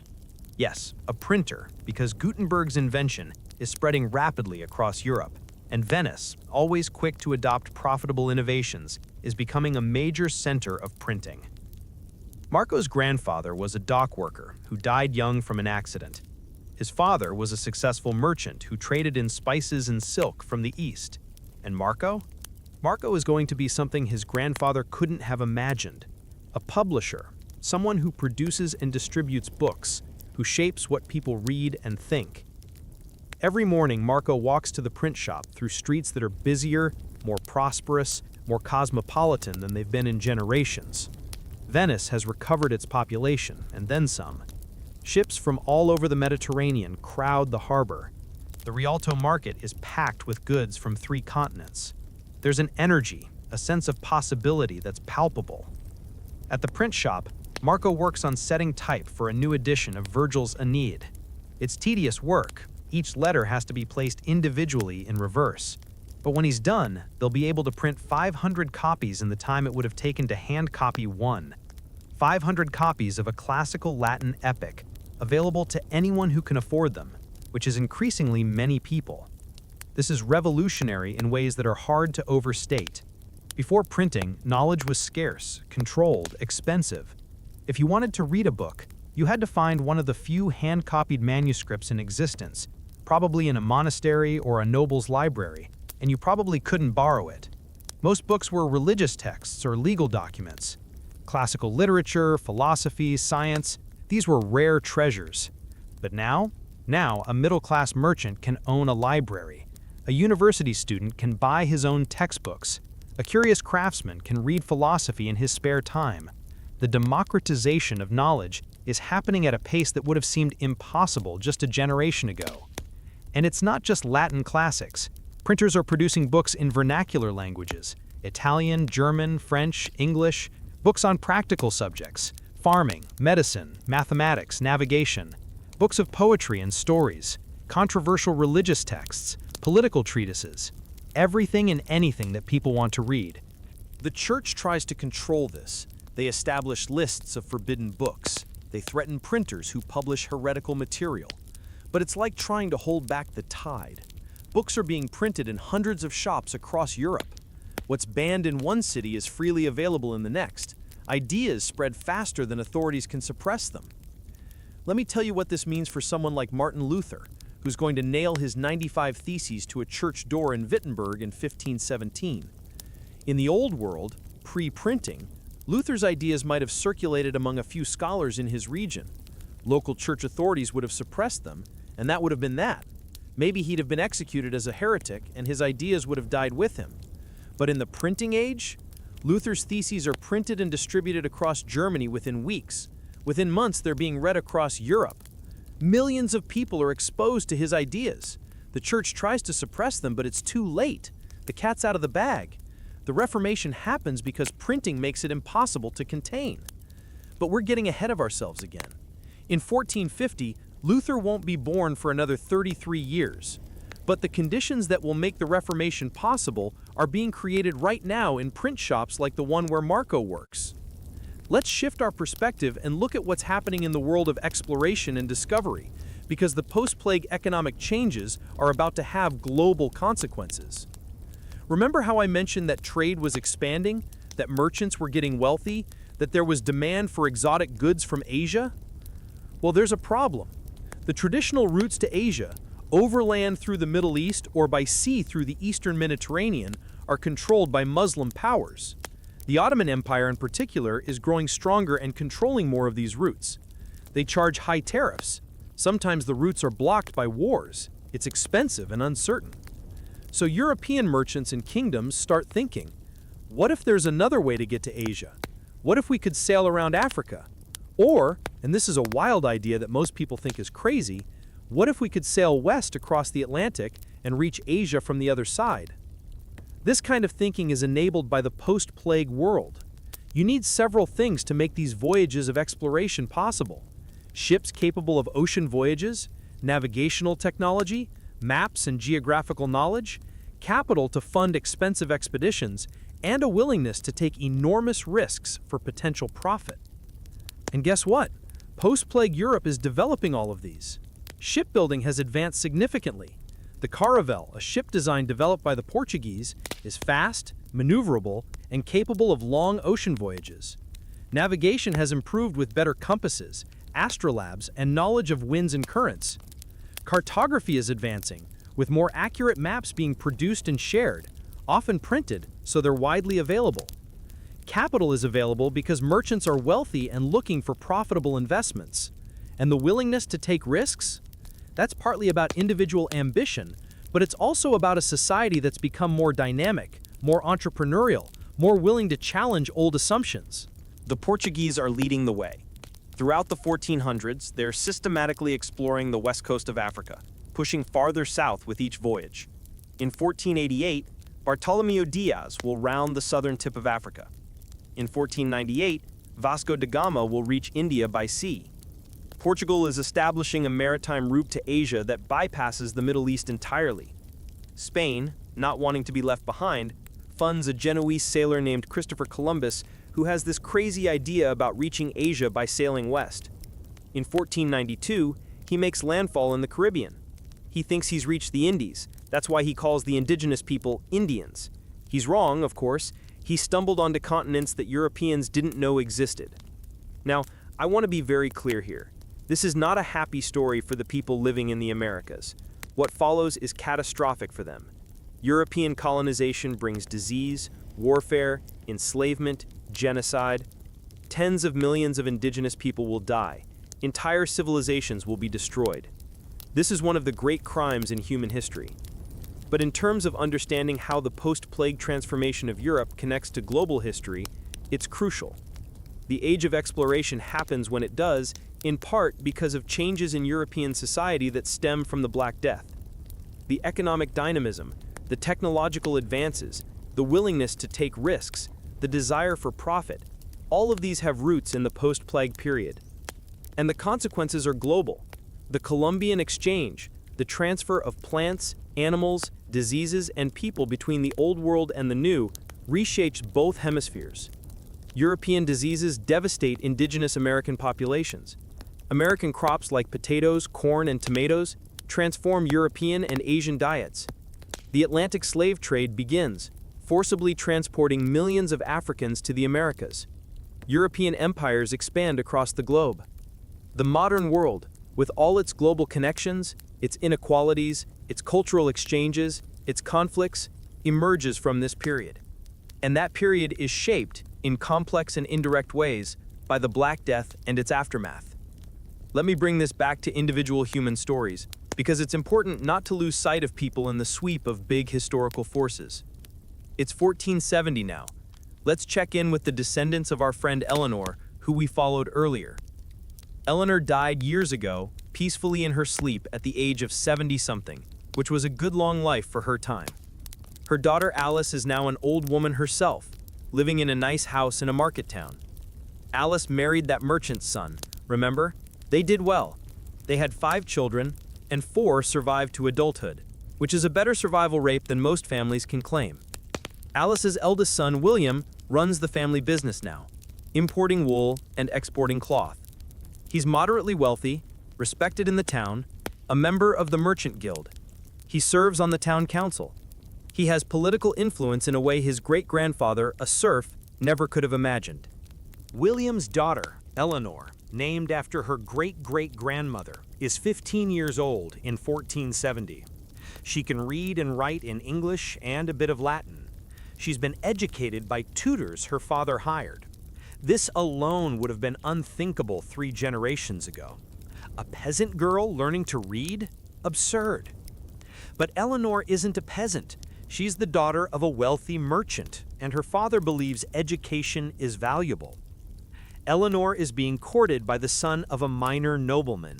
The nobleman's family has fallen on hard times. They've got the title, but not much money. William's family has money, but not nobility. So a marriage makes sense for both sides. Eleanor will marry up socially, and the nobleman's son will marry money. This kind of social mixing is increasingly common. The rigid boundaries between classes are becoming more permeable. Wealth can buy you into the nobility, at least at the lower levels, and noble families that don't adapt economically are falling behind. Eleanor herself has complicated feelings about this marriage. She barely knows the young man, but she understands this is how things work. And honestly, she could do worse. He seems nice enough, he's educated, he's not cruel, and the marriage will secure her family's position. On her wedding day, Eleanor wears a dress made from cloth her family imported from Flanders. The dye is a rich blue, expensive, a statement of wealth. Her dowry includes money, land, shares in her father's business, and books. Yes, books. A small library of printed volumes, religious texts, classical literature, even a book of poetry. Books as dowry would have been inconceivable a century ago. Eleanor's story is just one, but multiply it by millions and you see how society is transforming. The granddaughter of a serf is marrying into the nobility. Education is valued and accessible. Women can own books. Wealth is not just land, but capital, business interests, tradable goods. This is the world being built in the long aftermath of the plague. It's still hierarchical, still unfair in countless ways, but it's more fluid, more dynamic, more open to change than the pre-plague world ever was. Now let's talk about what's happening in the realm of ideas, because the intellectual transformation of this period is just as significant as the economic and social changes. Universities are growing and multiplying. In 1300, there were about 20 universities in Europe. By 1500, there are close to 80. More young men, and it's almost entirely men, though there are rare exceptions, are getting advanced education. The curriculum is still traditional in many ways. Students study the trivium, grammar, rhetoric, logic, and the quadrivium, arithmetic, geometry, music, astronomy. They read Aristotle and other classical authors. They debate theology and philosophy. But there's a new spirit of inquiry. Humanism is the dominant intellectual movement. Humanist scholars believe in studying classical texts carefully, in understanding them in their historical context, in learning from ancient wisdom while also recognizing that ancient authorities could be wrong. This is subtle but important. The medieval approach was to treat ancient authorities, Aristotle, the Church Fathers, the Bible, as infallible. If Aristotle said something, it was true. Your job as a scholar was to understand and explain what he meant, not to question whether he was right. But humanist scholars are saying, let's look at what Aristotle actually wrote, in the original Greek, not in translation. Let's understand what he was arguing in his historical context. Let's appreciate his wisdom, but also recognize that he didn't know everything and sometimes got things wrong. This approach opens the door to challenging authority based on evidence and reasoning. And once you can challenge Aristotle, well, you can challenge anyone, including the church. Let me tell you about a scholar named Lorenzo Valla. In the 1440s, Valla analyzes a document called the Donation of Constantine. This document supposedly shows that the Emperor Constantine, way back in the 4th century, gave the Pope authority over the Western Roman Empire. It's been used for centuries to justify papal political power. Valla uses philological analysis, careful study of the language, to show that the document is a forgery. It was written centuries after Constantine, using Latin vocabulary and grammatical structures that didn't exist in Constantine's time. It's fake. This is explosive. Valla is essentially proving that the church has been using a forged document to claim political power, and he's doing it through careful scholarly analysis, through evidence and reasoning. The church is not happy about this, but they can't really refute Valla's analysis. The evidence is too strong. The best they can do is suppress his work. But in the age of printing, suppression is increasingly difficult. Valla's work exemplifies the humanist approach. Use careful scholarship, linguistic analysis, historical understanding, and logical reasoning to arrive at truth, regardless of what authorities claim. This methodology is going to transform everything. It's the foundation of the scientific method, which is starting to emerge in this period. It's the foundation of historical criticism, of textual analysis, of the entire modern academic enterprise. And it's enabled by the post-plague world. Universities are larger and better funded, books are available, scholars can communicate across Europe, sharing ideas and findings. There's a critical mass of educated people who can engage with complex ideas. The intellectual infrastructure exists in a way it didn't before. Science is beginning its slow emergence from natural philosophy. It's still mixed up with alchemy and astrology and other ideas we'd consider nonsense today, but there are glimmers of modern scientific thinking. Leonardo da Vinci, born in 1452, is dissecting corpses and drawing incredibly detailed anatomical studies. He's designing machines, studying optics and perspective, investigating the natural world through observation and experimentation. He's not publishing his findings, his notebooks won't be widely known until centuries later, but he embodies a new approach to knowledge, learned by looking, by testing, by reasoning from evidence. Others are making similar moves in different fields. Astronomers are making more precise observations of the heavens, mathematicians are developing new techniques, physicians are questioning Galenic medicine and looking for better treatments based on actual results rather than theory. It's slow.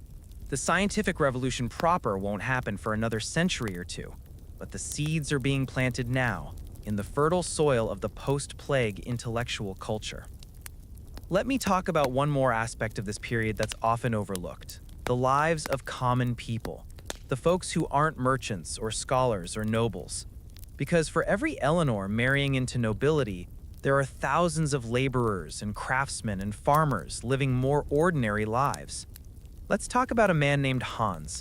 He's a carpenter in a German town in 1480. Hans is skilled at his trade. He can build sturdy houses, beautiful furniture, intricate decorative carvings. He went through a standard apprenticeship, worked as a journeyman, and became a master craftsman in his 30s. Now he's 45, with his own workshop, 2 apprentices, and a journeyman who works for him.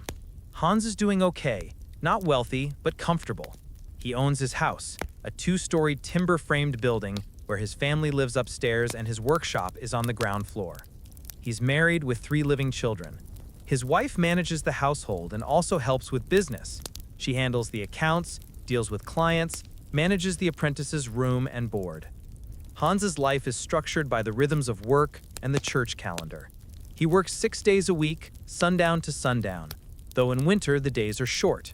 Sundays are for church, for rest, for family. The many religious feast days throughout the year provide additional breaks. His diet is decent. Bread, of course, always bread. Porridge for breakfast. Stew for dinner with vegetables and some meat, maybe pork or chicken. Beer to drink. On feast days, better food. Roast meat, pies, sweets. He's not going hungry, which is more than his grandfather could have said. Hans can't read, but his eldest son is learning. Hans is paying for the boy to attend a school run by the local church. It's expensive, but Hans sees value in it.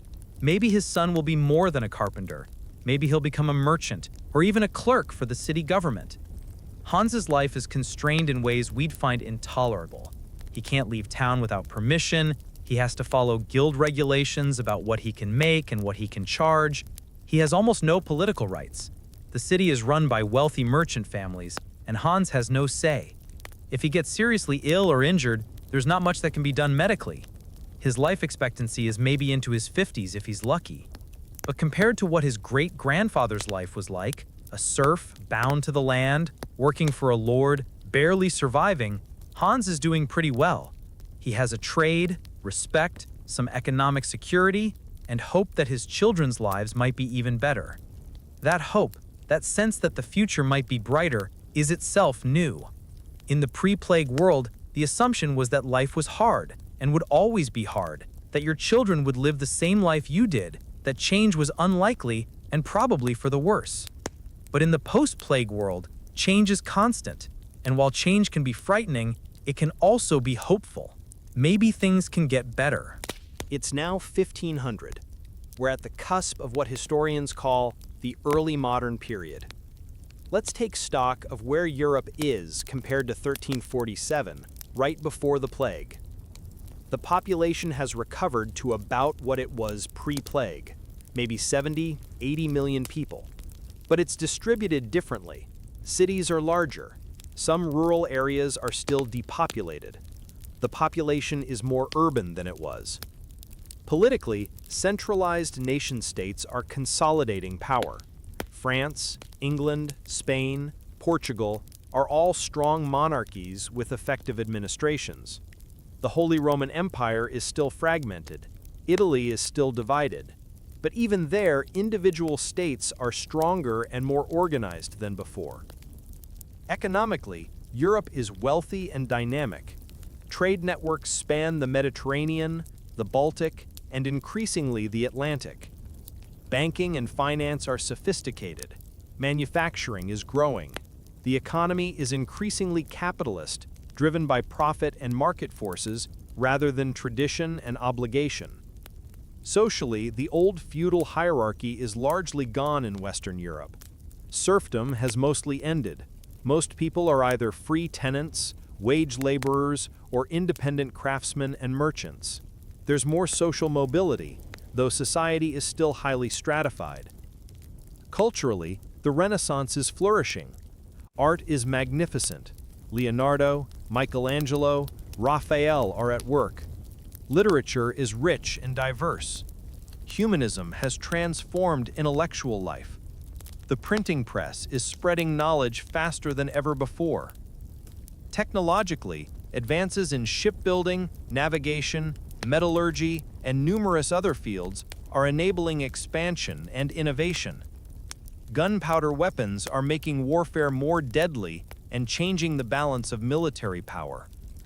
Religiously, the church is still dominant, but facing challenges.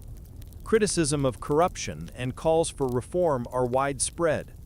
Within a generation, the Protestant Reformation will split Western Christianity permanently. Europe in 1500 is poised on the brink of even greater transformations. The age of exploration is opening up the entire world. The Reformation will reshape religion and politics. The scientific revolution will transform our understanding of nature. The Enlightenment will challenge traditional authority and promote reason and individual rights.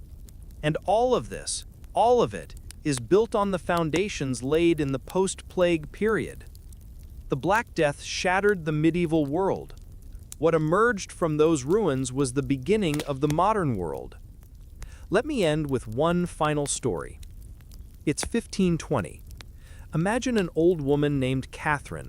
She's in her 80s, which makes her one of the oldest people alive. She's living with her grandson's family in a comfortable house in London. Catherine has seen so much change in her lifetime. She was born in a world that was still recovering from the plague, still figuring out what the new normal would be. She's lived through the Wars of the Roses, the establishment of the Tudor dynasty, the voyages of Columbus, the printing of thousands of books, the art of the Renaissance. She tells her great-grandchildren stories about when she was young, about how different things were. They listen politely but don't really understand.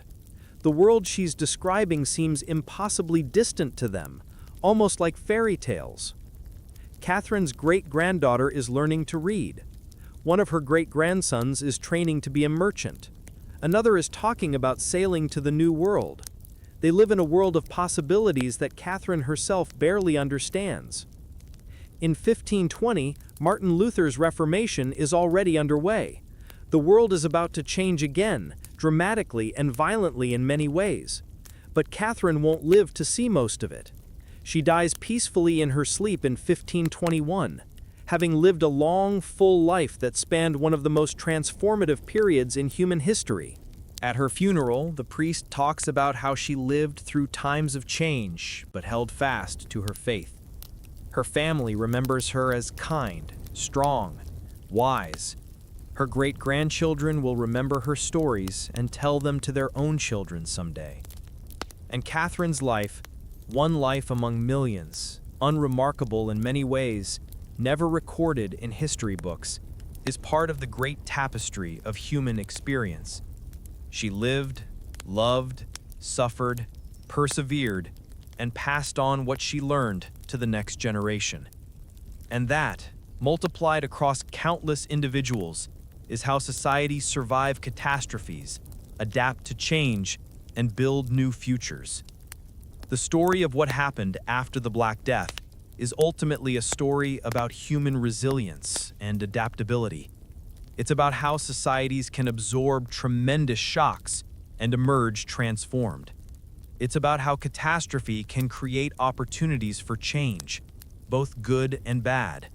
It's about how ordinary people living ordinary lives collectively shape the course of history. The plague survivors didn't set out to create the modern world. They were just trying to survive, to feed their families, to make their lives a little better if they could. But their individual choices and adaptations, accumulated across millions of people over several generations, transformed European civilization. They showed that social structures we think of as permanent and unchangeable can actually shift dramatically when conditions change. That progress, while never inevitable and never without costs, is possible. That human societies are resilient in ways we sometimes forget. As you drift off to sleep, think about all those millions of people living through extraordinary times. Think about Eleanor and her descendants, spanning the transformation from serfdom to merchant wealth. Think about John the farmhand, negotiating better wages, about Marjorie the brewer, running her own business, about Thomas the carpenter, about Marco the printer, about Hans the skilled craftsman, about Catherine living to see a new world emerge. Think about how their lives, their choices, their struggles and triumphs, their love and loss and perseverance collectively created the world we inhabit today. We are the inheritors of their resilience, living in a world they built without even knowing they were building it. The Black Death was a catastrophe beyond imagining. But what came after? The rebuilding, the innovation, the transformation. That's a testament to human resilience, to our ability to adapt, to survive, to eventually thrive, even in the aftermath of the unthinkable. That's a lesson worth remembering. In our own age of rapid change and uncertainty, it's comforting to know that humans have faced existential threats before and survived. Not just survived, but sometimes built something better from the ruins. So sleep well, knowing that whatever challenges we face, humanity has an astonishing capacity for resilience. We've survived before. We've rebuilt before. We've transformed catastrophe into opportunity before, and we can do it again. Thank you so much for joining me on this journey through one of history's most fascinating and transformative periods. If you've enjoyed this deep dive, please subscribe to Dreamless Timelines. Hit that like button. Leave a comment telling me what historical period you'd like me to cover next. Your support makes these videos possible, and I'm grateful for every one of you. Until next time, good night. Sleep peacefully, and may your dreams be full of hope for better tomorrows. Rest well, history lovers. The past has so much to teach us, and I'll be here, telling these stories, helping you drift off to sleep with tales of resilience, transformation, and the enduring human spirit. Good night.